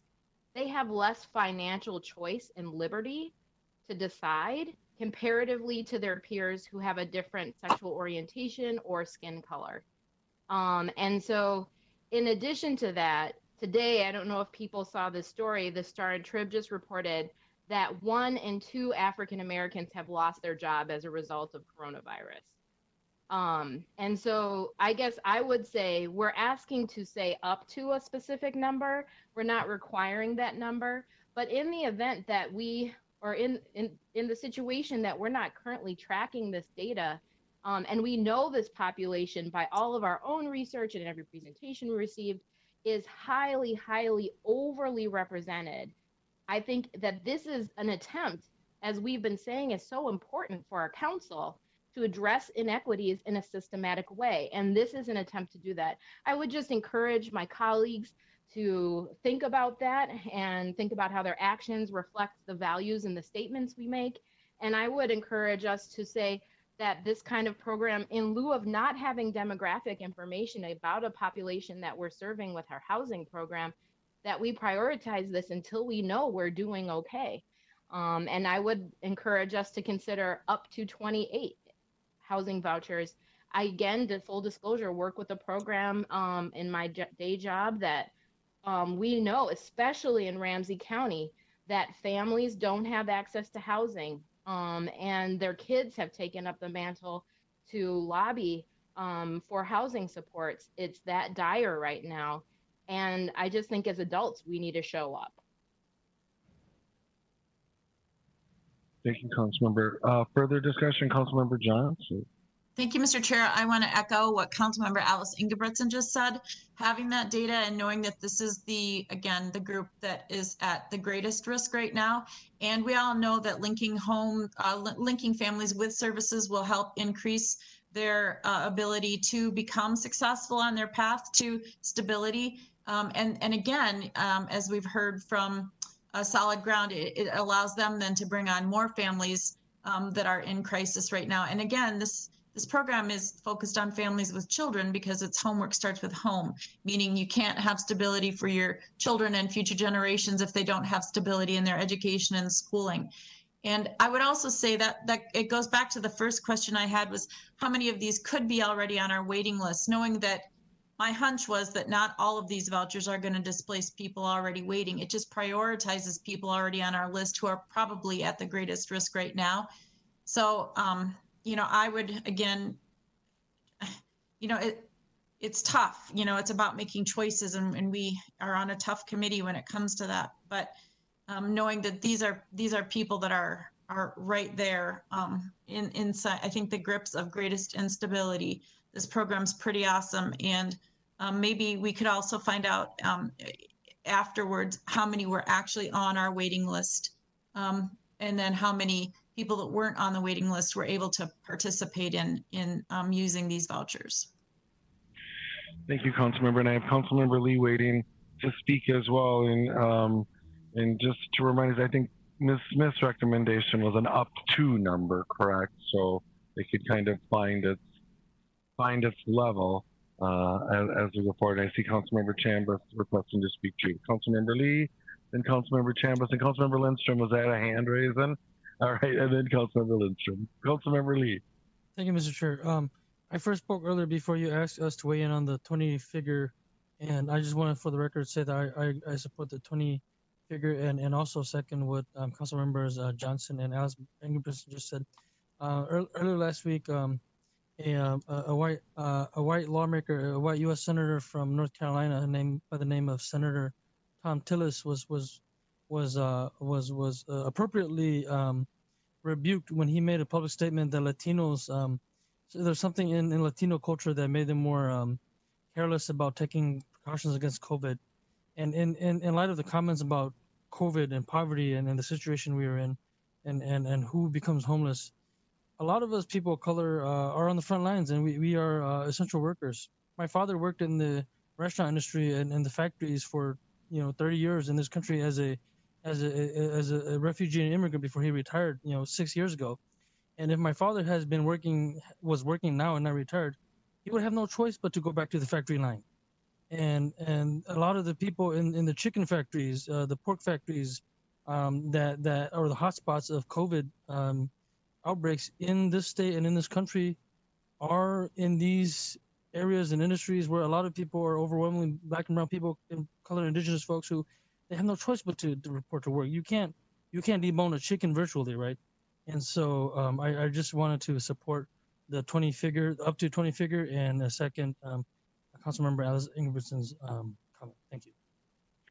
Thank you, Councilmember. And I have in queue Councilmembers Chambliss, Lindstrom, then Wolf. Councilmember Chambliss. Okay, so I just wanted to make sure that whatever the number is, that we work. Obviously, we're going to work with the Family Collaborative and Solid Ground on making sure that they are able to provide the services. As it was mentioned that they have 3 staff working on this. If for some reason they could get more or need more staff, if we were to provide more vouchers, then that would work. If not, then letting them, the service provider, decide how many they can handle. Whatever number it is, if it's 50, if it's 20, if it's 28, it's obviously way too low. And that's what the bigger problem is. We're doing what we can to support these families, and so much more needs to be done. So if we could get our chair to lobby for that, that would be the greatest impact. That's all I have to say. So whether it's 15 or 20, if the group decides to go with 20, I'm up to 20. I'm okay with that. But there's a bigger problem at hand, and that was mentioned. 1 in 2 African Americans in Minnesota unemployed with the COVID. We went from 15% unemployment at one point. Now that's 50%. This is crazy. This is a crisis. Thank you, Councilmember. Councilmember Lindstrom.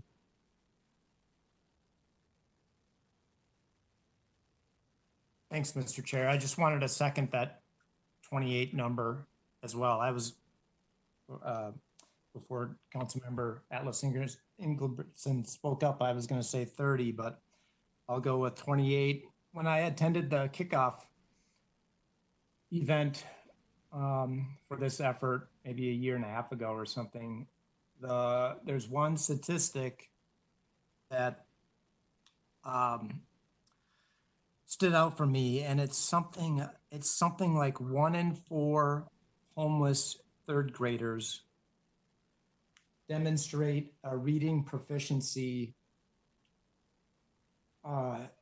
that's significantly below, like 30 or 40% lower than their low income but housed peers. That's what it is. I'm trying to reference my notes. So I know all of us support everything that we can do for this group, but I think this is our chance to make a small dent, and let's maximize whatever we can do this afternoon. Thank you, Councilmember.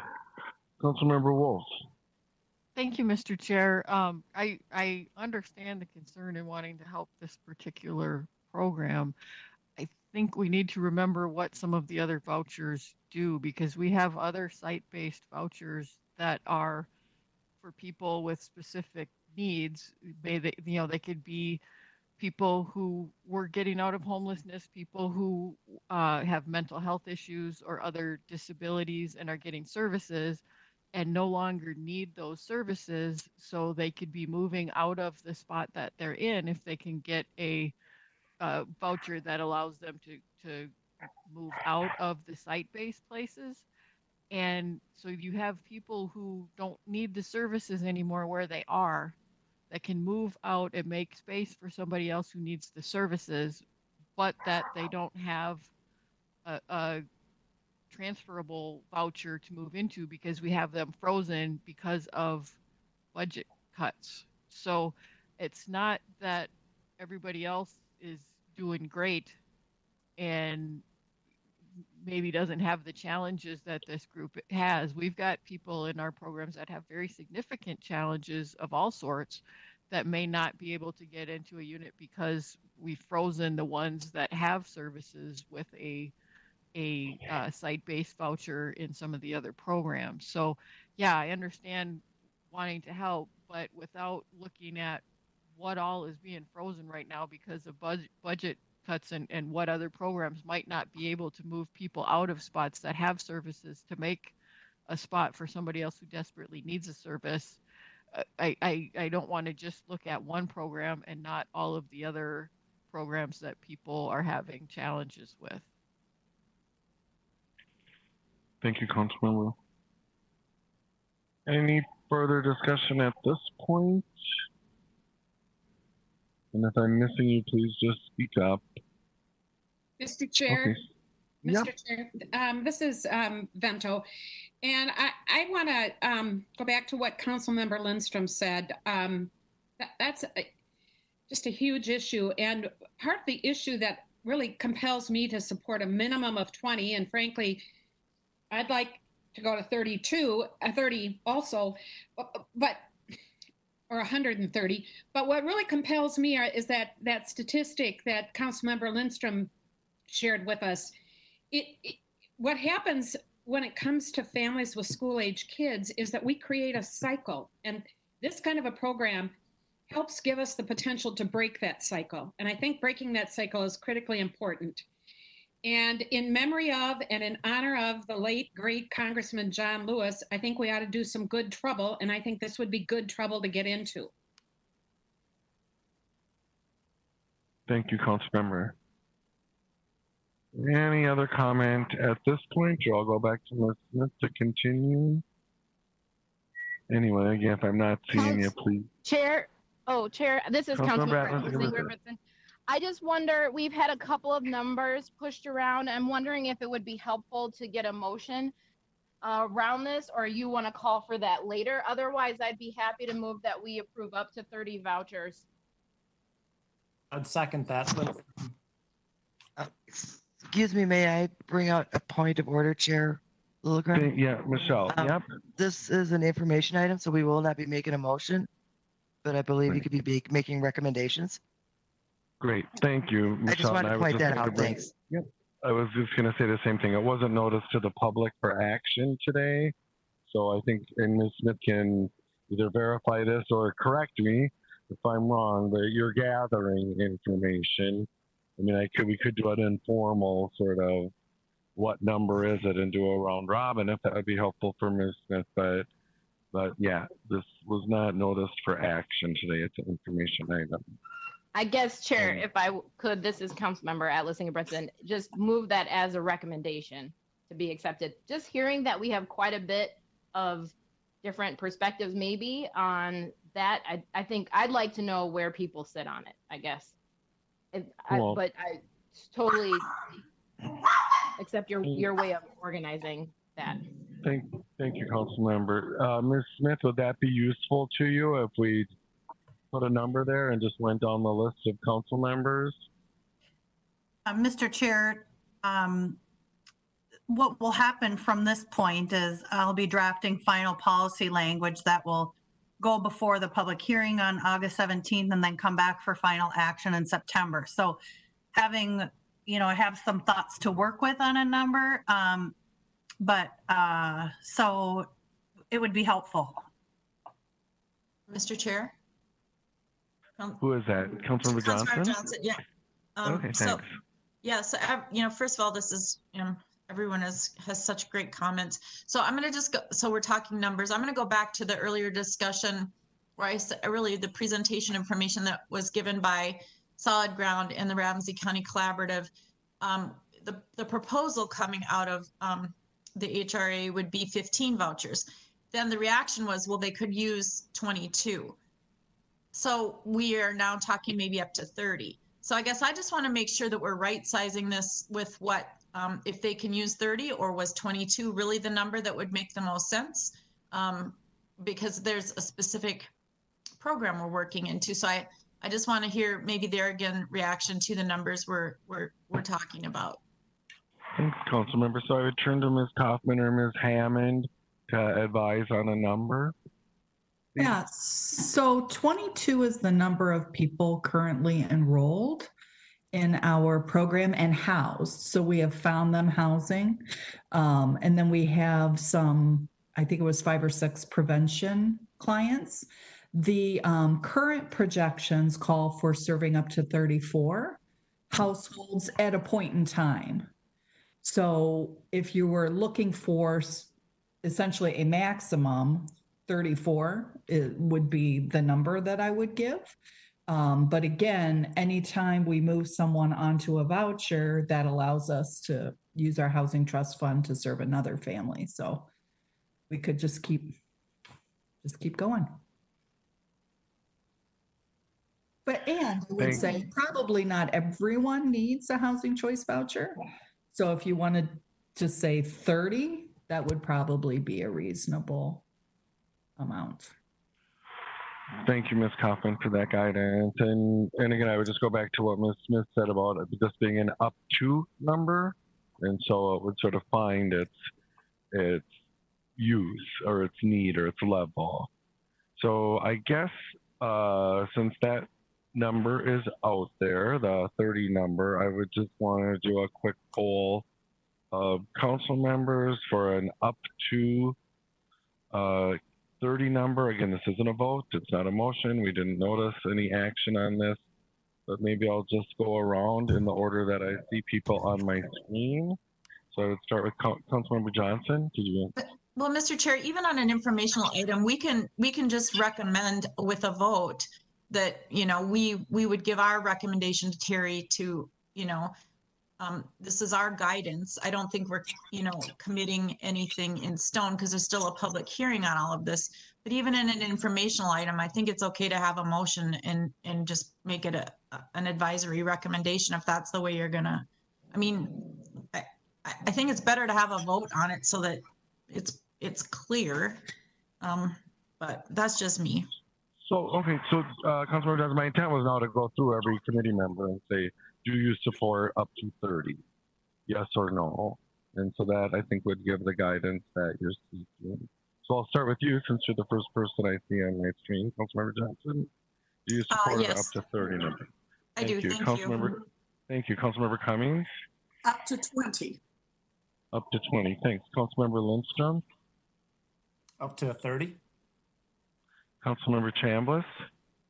I'd say 20. Thank you. Councilmember Atlas Ingebrigtsen? Up to 30. Thank you. Councilmember Wolf? Thank you, Mr. Chair. I have one more question before I answer because we're talking about for 2021. So people who have been in the program for 18 months and are going to lose their funding would have to already be in the program to expire at some point in 2021. So how many people are on track to expire in 2021 and potentially need a voucher? Thank you. Terry, is that a question you can answer?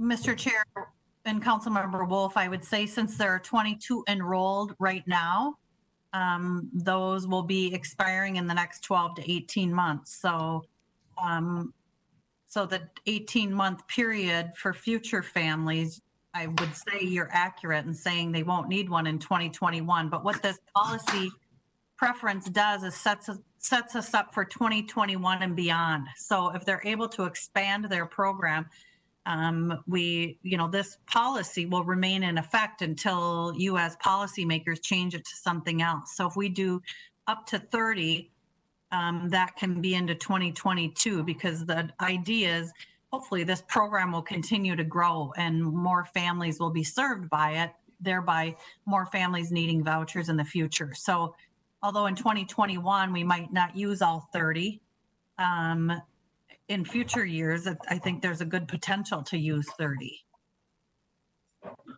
Thank you. Councilmember Wolf. Mr. Chair, I understand that, but with the budget pressures we have and the other waiting list pressures that we have, coming up with a number more than what we need for next year without, coming back and revisiting that later to see how things are going doesn't seem to make a lot of sense to me. I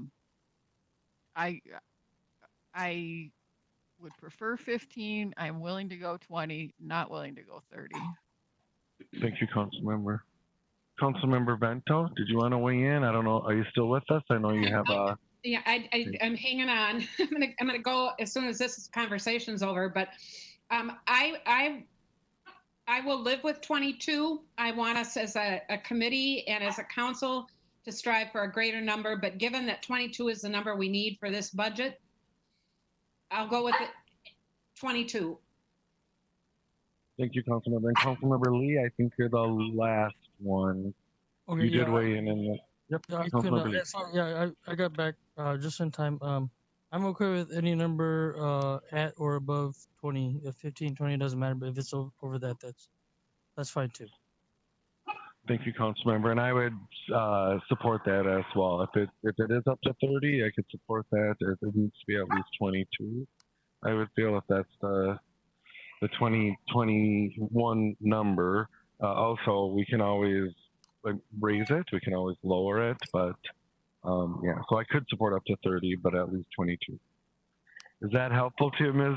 Smith?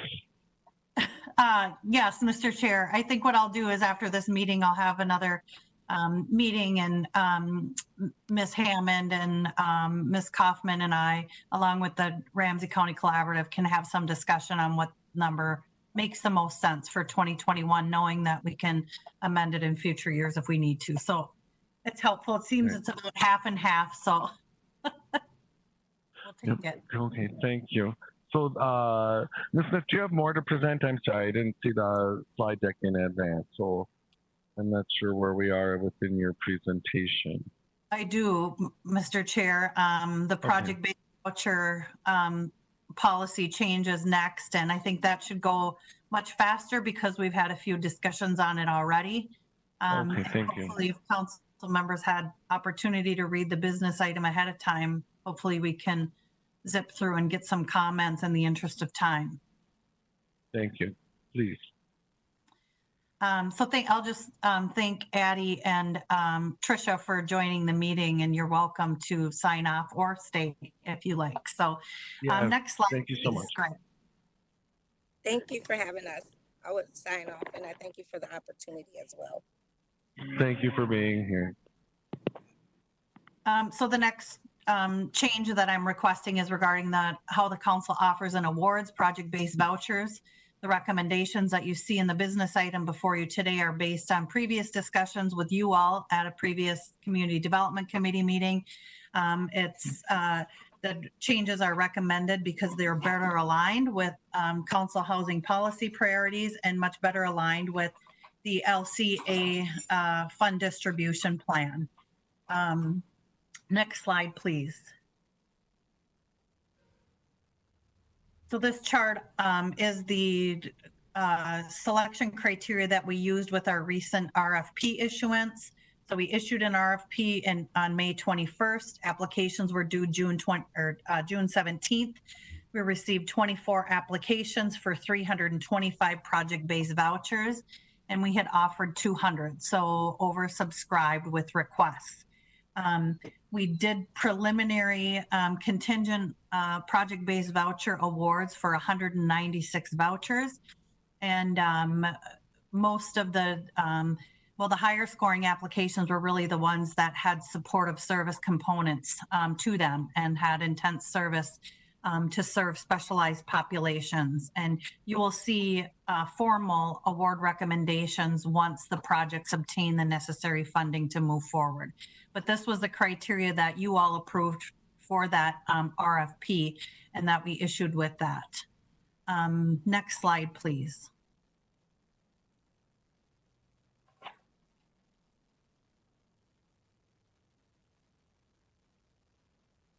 So this is the what I'm proposing in the administrative plan revision this year. And this criteria really aligns better with housing policy, with the discussions I've had with you all, and then a recent discussion I had with the housing work group, which includes council members Lilligren, Cummings, Johnson, and Chambliss, along with Director Barajas and myself, and Tara Beard, the manager of the Livable Communities program, is sort of taking the lead on that. But this really aligns, I think, with the applications that we're seeing. And again, the language is changed from the previous slide. But I think project readiness under the first one gets at more broad project feasibility than the previous criteria. The second one is we changed the language around here to also look at housing choice in areas of affluence. But if you recall, the previous criteria had two components that got at the deconcentration of poverty and the extent to which a project was located in an area of concentrated poverty. So this combines those two into one. And talks about preserving affordable housing in an area of concentrated poverty, but also looks at housing choice in an area of affluence.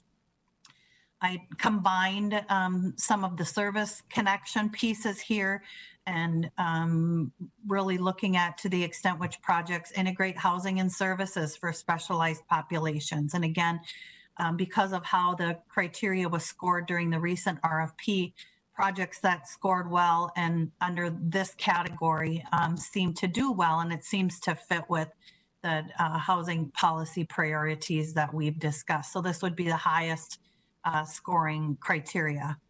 We're giving points for supporting mixed income, but by providing a variety of units at different income levels within the housing development. This is really getting at the housing development rather than the neighborhood and surrounding area, although we could link that in if that would be helpful. The next one, extent to which the project supports housing for larger families, 3 or more bedrooms, is the same as it was under the previous criteria. The next one, the language I changed the language to align with the criteria in the LCA fund distribution plan. So really about maximizing connections between housing centers of employment, education, retail, and recreation. And then the last one talks broader than the previous criteria, talked about the extent of community support. And this is a little broader than that. So local support that includes project teams and creative partnerships among government, private, for-profit, and nonprofit sectors. So this is what will come before you in September for approval. If you're in agreement with this, but I'd take any feedback you have, and this is really the last piece of my presentation. I do have one more slide, but if you want to pause here to see if there are questions, Mr. Chair, I'm happy to do so.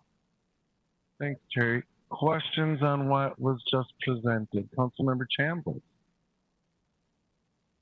Since she has one more slide, I can wait. Okay, cool. Anyone else?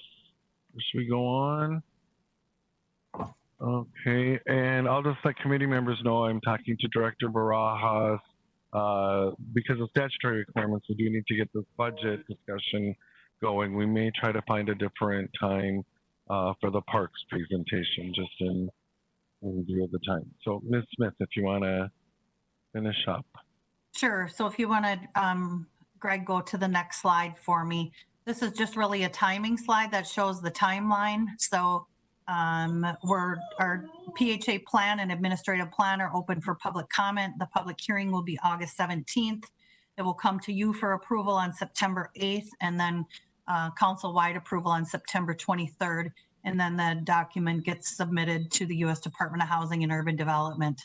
But the two changes that I went through today with you are really the bulk of the changes. We don't have any other changes that we're proposing this year unless something comes through during the public comment period. And that's what I have, Mr. Chair. Thank you, Ms. Smith. Councilmember Chambliss. I think it's great. Obviously, I've seen this before. I like the fact that like we've changed to add 7, or to have it down to 7 categories instead of what do we have before 9? I think that before it was a little bit more diluted. For the second criteria with the possible points of 20, I just would recommend a slight change of wording in reference to the areas of concentrated poverty or improved housing choice, adding affordable housing choice there. So just the word affordable, adding that in there. Greg, can you go to the previous slide so I can look at this at the same time, please? Thank you so much. So what was the suggestion, Mr. Councilmember Chambliss? Sorry about that. Oh, it's different than what I have printed. I was looking at table 2. Table 2, so this should be table 2. See. Let me see if I can find it in here. Okay, the second one that says extent to which project provides or preserves housing types. It has the 20 points. The addition of preservation of affordable units in an area of concentrated poverty or improved housing choice. The or improved, I would like to say, or improved affordable housing choice in an area of affluence.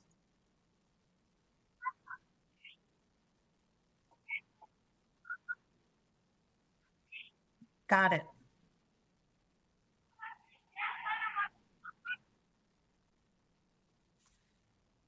That's it.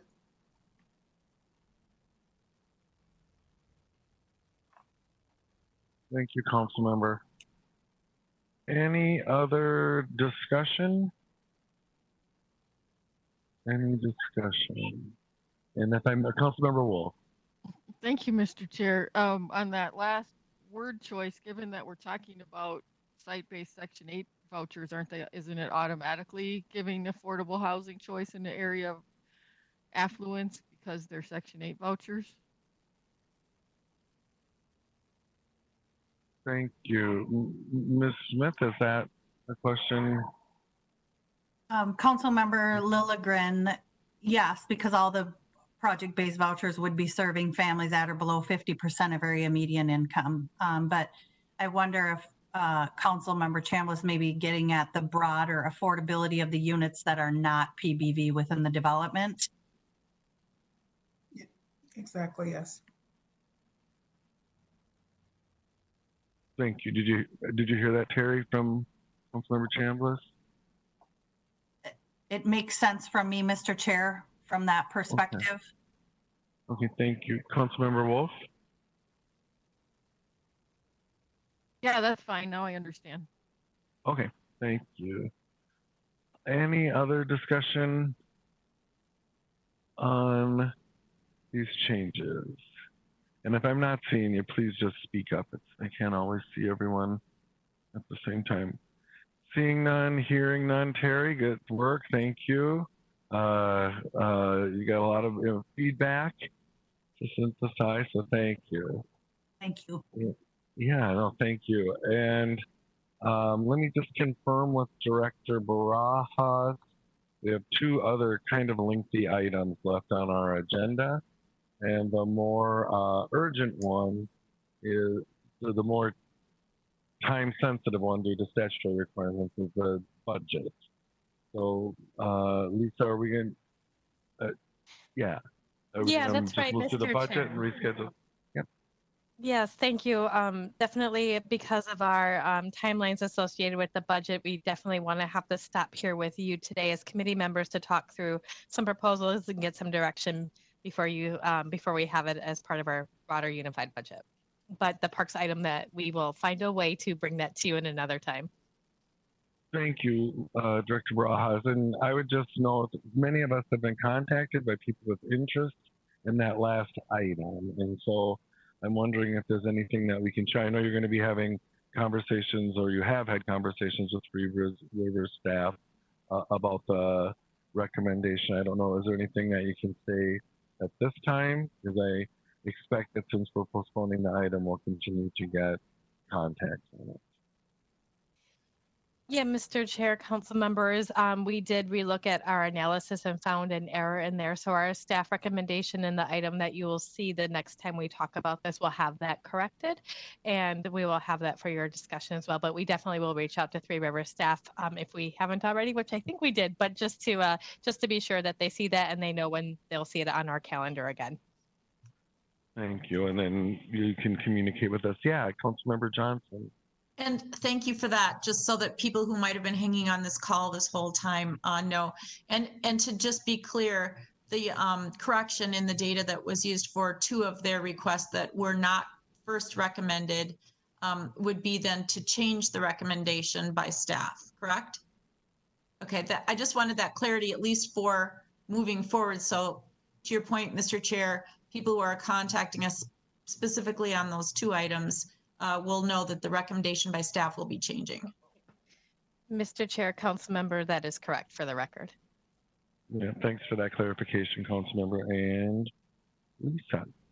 All right, so now we will move into the budget conversation. It is the 2021 information item 2, the 2021 community development preliminary budget discussion. And we have Heather with us, Augustin Huber, to present. Heather. Good afternoon, council members. Heather Augustin Huebner, Finance Director. By happenstance, I'm having technical problems, so I can see 0 of my notes from the budget presentation. So we might just be doing a little bit of a speedier budget presentation, which may be welcome just considering the time. So could we get the next slide, please? Okay, so you've seen this schedule before. Thank you all for your feedback the last time we talked. What we tried to do into this presentation is really kind of thread a needle.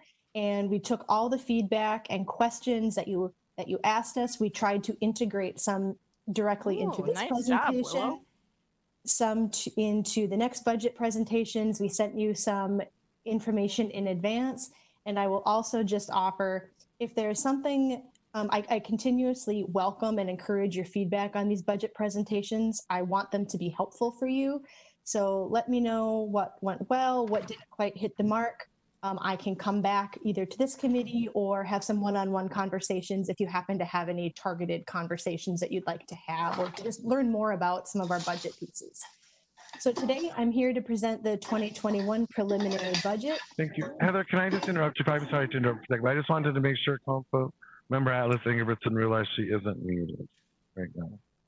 She may want to mute. Thank you, Heather. Please continue. Yeah, so basically what you're going to see today is going to be in the council budget presentation that you get with the entire council here in a couple weeks. And we have a couple targeted conversations. One of them is, actually, why don't you go to the next slide, please? Okay, so today, here's our agenda. We'll walk through just some basic budget and revenue sources, proposed uses, some investments for 21, and then we were going to have a conversation on the Metro HRA and Parks interest earnings. I think I'm going to really speed through the HRA because that's a conversation that we're really going to have mostly later in the fall anyway. So we can spend some time talking about Parks interest earnings. And the other thing, I'm just going to pause here because while Parks interest earnings are important, when we program them is incredibly flexible. We can program them at any time through a budget amendment or the formal annual budgeting process. So I guess if I could just take a really light temperature on how much detail folks want me to get in today, that would be really helpful, because I can definitely come back for the Metro HRA later. That is not time sensitive today. And I could do the same with the parks interest earnings. Thanks. Committee members want to weigh in? So specifically, there was how much background? Is that what you were asking? Or? Chair. Mr. Chair, council members, I think it is critically important I walk through the 21 preliminary budget with you today. I think the Metro HRA and parks interest earnings, I think those could quite easily get pushed to another presentation if folks are really tight on time. Thank you. Councilmember Atlas Ingebrigtsen. I would just for a little bit on the park interest earnings conversation, just share one. Unfortunately, I do have to step away at 12 or 6:30 today, and two, that I know this is of great importance, and the MPOF commissioners have been waiting and with bated breath, if you will, on the conversation. A lot of our council members have been talking about the importance of programming, and the conversation around these funds are an opportunity for actually having some resources to invest in programming. So I would just say we should have the conversation sooner rather than later, and acknowledge that it is one that the MPOS commissioners are very eager to get going on.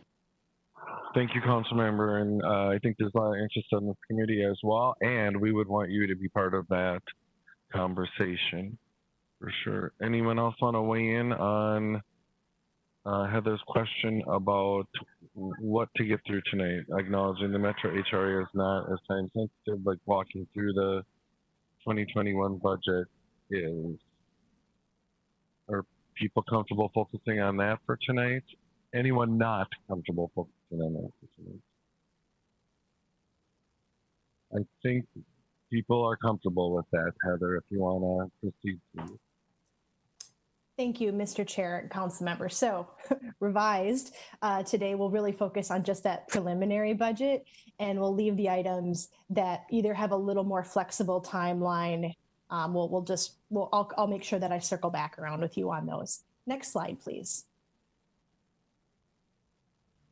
Okay, so this is the slide that you've seen me and Lisa and a number of others from CDC, from Community Development talk about a number of times. I'm not going to read it, but just that our division as a whole has a lot of regional responsibilities in the general areas of housing and planning and regional conversations and development.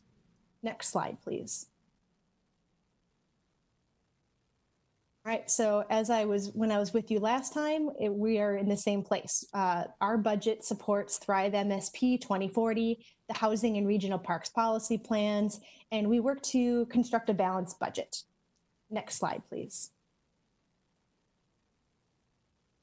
And I'm just going to open invitation. I'm intentionally going through these slides a bit fast, so if it feels too fast, please raise your hand, and I'm happy to slow down and provide additional details. I'm just going to try and focus my conversations where more of the meat of the budget is. So what we do every year is we start at our base budget. And what that base budget really means is we look at what the federal and state requirements tell us we must do. We take a look at where there's negotiated contracts. That could be a consulting contract that goes from one year to another. It could be labor agreements that span multiple years. And we take a look at what regional administration costs that we have. And those are things that we need to operate. HR, procurement, IT type costs. When you look at our 2020 amended budget, it was just shy of $130 million. Our 21 budget's coming in at just shy of $124 million. That's a decrease of about 5%. I'm going to go into more detail on these in later slides, but at the highest level, what's going on in HRA, there are a couple programs that we are not doing in 2021 that we do that we currently do, and it's mainly because of some program components have changed, and the council is not the best fit to offer those services anymore. And the non-HRA programs are going down. And what I mean by non-HRA programs, it's the pass-through, it's the parks unit, it's the research unit, it is just all of our program units. In 2020, there were a lot of council-directed targeted initiatives that landed in the CD budget. There was money for housing and homelessness and climate-related work. We don't include that in our base budget as we build the next year. So while council members certainly may have items that, as you have a group as a broad council about what targeted initiatives you'd like to fund this year, those certainly may end up in the CD budget. They may end up in another budget. But for now, it looks like our budget is having a significant decrease, but it's really predominantly due to those one-time fundings. Next slide, please.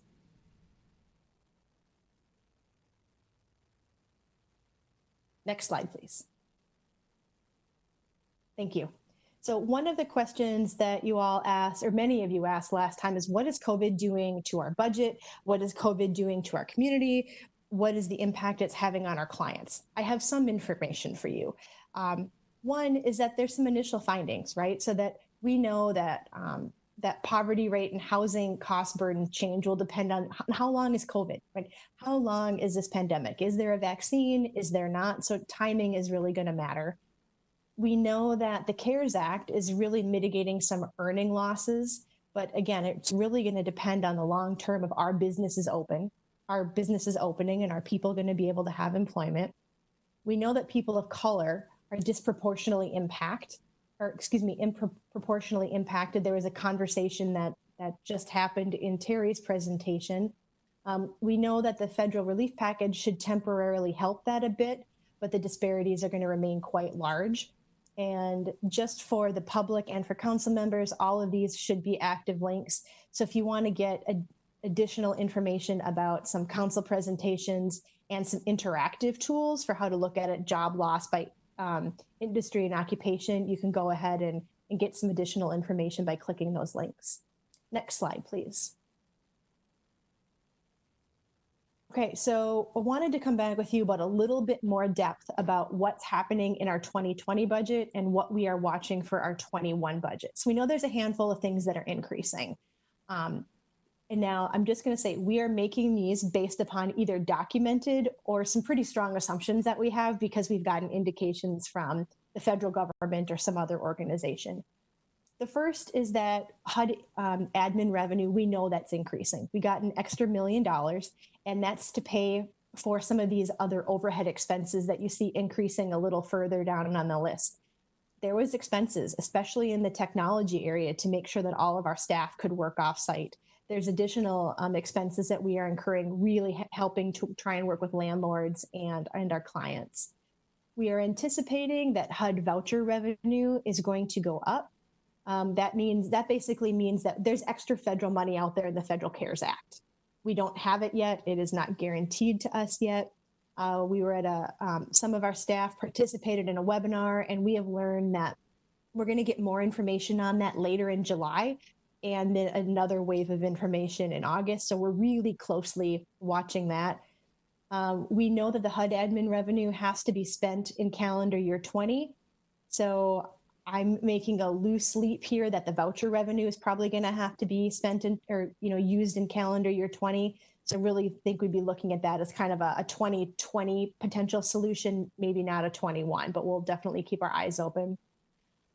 We'll talk about this a little bit later, but the average housing payments that the council is making is increasing pretty materially. So as folks are losing their jobs, we do an income review. And that means the council's portion is more expensive, right? So it basically means that our portion is going higher and higher and higher, and then it just eats into our budget faster. We know we've had some encampment expenses. There may be some state revenue that helps offset some of that. And the other piece that I really wanted to talk about just a little bit was the COVID-19 staff work. So you're not going to necessarily see this as a dollar budget impact, but it has a really material impact in our work plan. So you adopted our annual work plan, kind of in that Q4 last year, Q1 this year. That really directs our work because of really having to reallocate our priorities quite quickly due to COVID and the encampment. There is work on our work plan that isn't getting done, and that also impacts in this decreasing area. Let's move there. Some of our consulting projects have had to be delayed. So one of the things that we're working through really closely right now is our second quarter review of expenses and forecasting for the rest of the year. That may have an impact on our 21 budget. We're taking a close look at which of those consulting projects are going to continue to go forward and get done in 2020, what might need to be put on hold, and where do we need to build in funding for 21. So if our budget changes between kind of now and the next couple months, that would be an area I'd look at. We also know that the state fiscal year 21 legacy revenue is decreasing. Our original appropriation was close to about $20 million.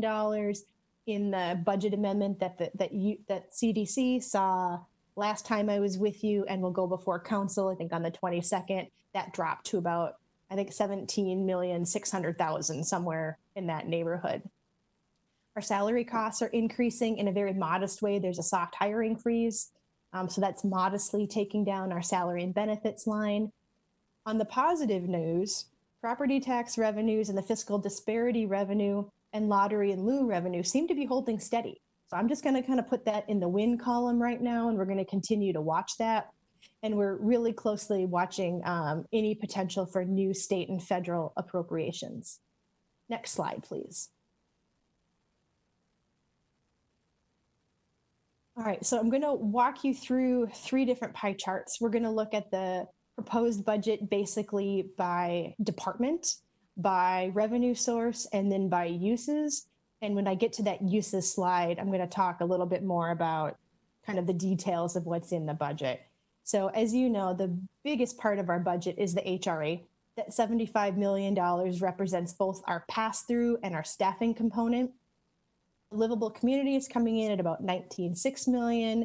That is a combination of our pass-through budget, which goes for grants, and that's about 17.5, 18 million.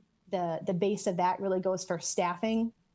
And parks at 19.3, that's higher than you're going to see in some years. It's a combination of parks O&M money and staffing, and there's about $9.3 million in debt service that we'll see later. And that's really just cash flowing projects that the council has previously authorized. So it's really more of a component of cash flow than actual we have any more expenses in that area than we traditionally have. We've got RA allocations of about $3.3 million. Again, those are central services, procurement, those sorts of things. And then local planning assistance is basically it's staff and some kind of consulting type services. Division management, that's going to be paying for some division-wide enterprises. I'll talk a little bit more about that on another slide.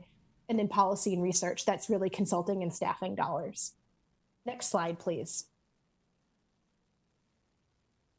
So here's where we get our money. Most of our money is from the federal government and or property taxes.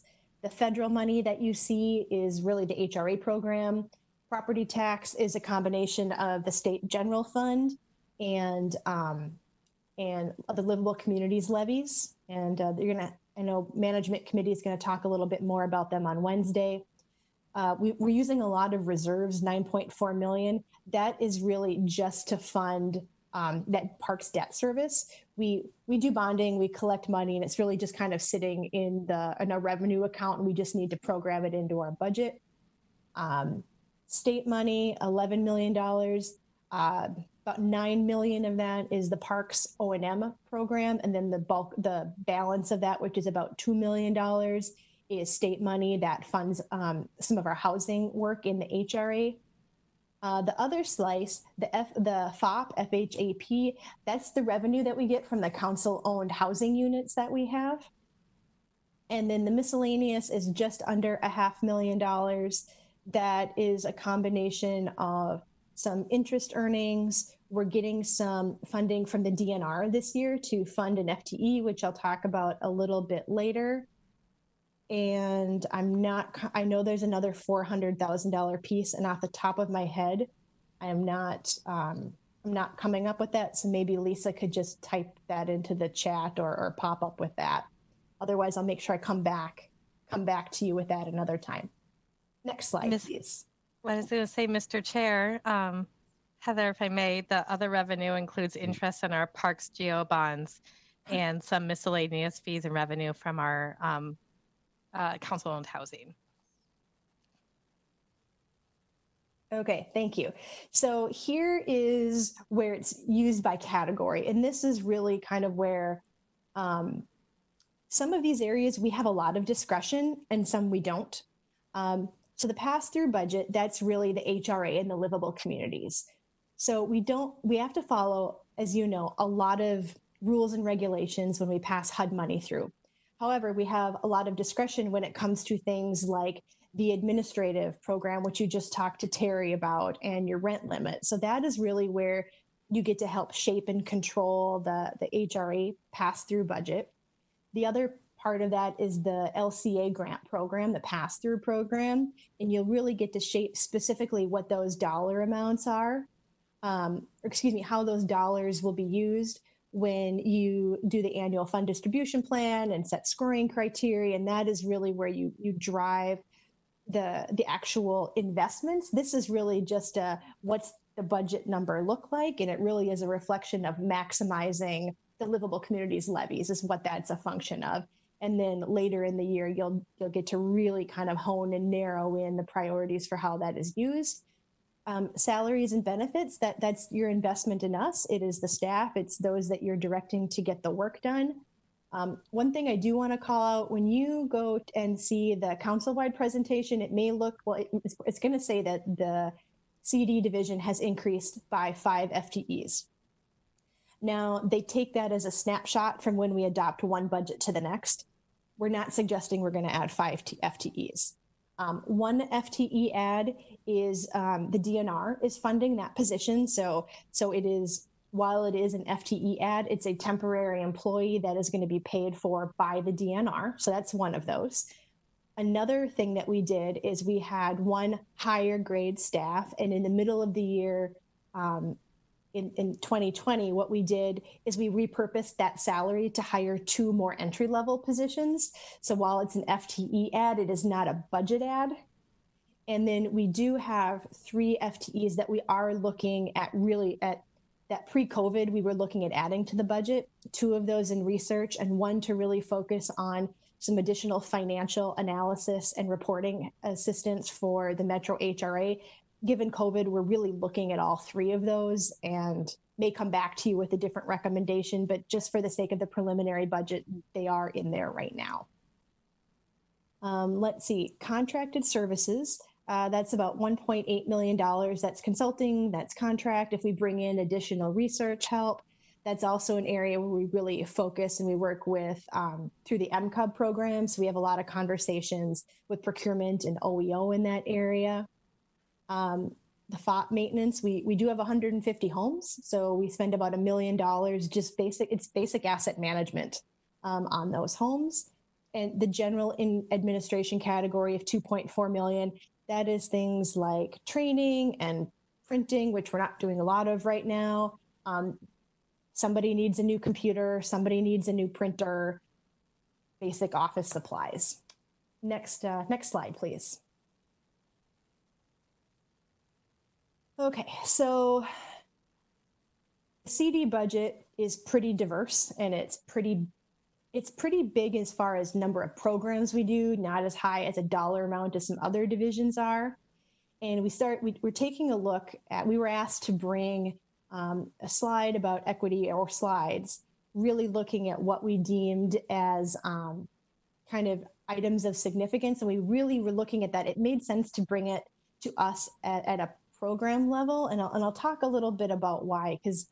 So let me kind of go through this, and we can have some conversation about it.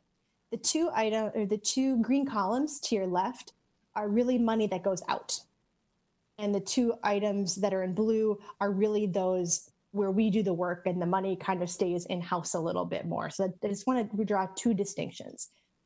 So from the HRA pass-through, where we really, from a budgetary perspective, are looking at equity, it is things like the policy and administration plans, right? So it's those policy discussions that you just had with Terry. That's really where a lot, where we're embedding equity in the work and how those vouchers get passed through. There's the community choice program, mainstream vouchers, project-based vouchers. it is all those kind of conversations that Terry brings to you, that while there is a very particular way that we have to, a lot of rules that we have to follow, there is some discretion in prioritizing. So that's really where we see our equity impact there. On the grant program, now this is between operating and capital, we're going to issue, assuming some state money comes in, somewhere in the neighborhood of $50 million in the average year. And this number comes right from the preliminary budget and from the current adopted CIP. So where you're going to have impact here is, right, we're always going to be going to those housing and parks policy plans. And in a lot of those plans, there are equity analysis that are really embedded upstream. Because sometimes when we have grant programs, the state really directs who gets the money and by formula. So that isn't necessarily a place we can always have the equity conversation, because we're just directed by statute, the formula that we have to do. But what units have done is they've embedded equity analysis and equity review upstream in the master planning process. So it is taking that same work and just moving it to the portion of the process where we do have discretion and where we can lay those rules out. In other areas where it's a particularly competitive grant program, the equity conversation is in those annual fund distribution plans like you have with LCA. It's in the equity grant program with the parks. So it's a lot of the scoring criteria, and it's in the ongoing outreach and engagement. When you transition to the blue columns, these are our annual work plans. So one of the biggest places you have control over the budget is directing our work plan. What are your strategic initiatives? What are we looking at? I mean, I'm offering just a snapshot. Our annual work plan includes some high-level divisional initiatives. We have an equity change team. All departments are represented. They have an annual work plan. Equity performance guidelines and objectives are in everybody's performance review in the division. We encourage and support training with our training budget.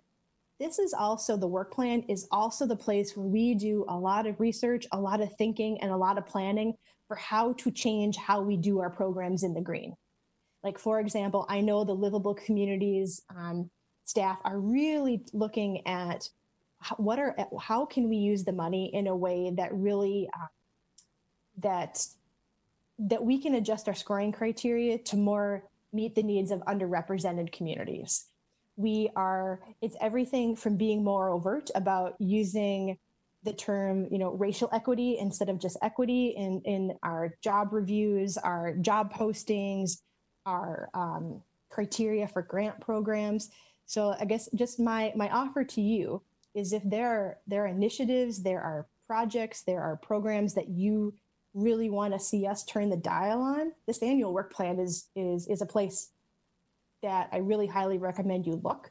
We'll be coming to you formally in about Q4 of this year, and then that usually gets settled in about Q1 of the next year. There's obviously some constraints on that, right? There's just some federal rules and regulations about, like, we have to have enough staff time to do X, Y, and Z. But there's definitely room for heavy involvement there. We also have our contracts and consulting. It's pretty modest. It's about $2 million. But we're always looking at MCUB and how are we using that? How are we doing the outreach with some of those consulting contracts? Who's involved in those conversations? Next slide, please. Okay, so with that, I believe the next two sections are those that we are going to tap the brakes on. I know I went kind of fast, and I also didn't have my talking point, so I imagine there's a handful of things that I did not talk about. So I'm happy to take any questions you may have. Thanks, Heather. Great job. So any questions for Heather on what she's presented so far? And please just speak up if I'm not seeing you. I would say that it was a great summary. I'm very appreciative of your and other staff taking in some of the requests that we have had throughout our different meetings and incorporating them into the presentation. So definitely seeing, the improvements there, and your graph on page 12 when I reviewed this before the meeting, that was highlighted for me. That's important. I'll probably even listen to the recording again and make sure that all of the information that you gave us in that section can be incorporated into our work moving forward. So thank you so much for that, Heather. And I'm looking forward to the other pieces too, the HRA and also the park's interest earnings. So the sooner we can get to that, the better. And even getting clarification on what the modification due to the error actually means. Even if we can get that as a council prior to the next discussion, that would be helpful. Thank you, Councilmember. Other questions or comments on Heather's presentation? And again, please just speak up if I'm missing. Yeah, Councilmember Johnson. Thank you. I just really want to say thank you for the good work on this. It, coming my second year around through budgets and everything, I appreciate the detail and the transparency of where we're at in, what we're facing and getting this before us in the way that you did. I think it's very clear. I'm still learning and getting nuances here and there, but I want to show my appreciation for your hard work. So thank you. Thank you, Councilmember. Any other comments or questions? Heather, I want to thank you as well for the work and your ability to speak extemporaneously. I thought it was very, very good. And your guidance to look to the work plan for those initiatives. I think that's very, very good guidance. And I just really second what Councilmember Chambliss said and Councilmember Singerson before she got off. But both the HRA conversation and the earnings, the park earnings, are really interested topics to this committee. So we'll work and see how quickly we can get them in front of us here. Anything else? Mr. Chair, please. Sorry. No, Mr. Chair, council members, I just want to let you know, I know I went through that really fast. So if you have questions before you hear this again at council, because the CDC will not meet again before you go to council. So feel free to reach out, email, phone, whatever is most convenient for you. And I'll do my best to get your questions answered. Thank you. Thanks, Heather. Committee members, anything else? Director Barajas, anything? No, Mr. Chair, thank you.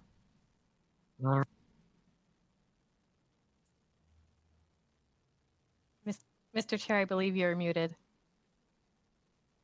Thank you. So seeing no further business before this committee, we are adjourned. Thank you, everyone.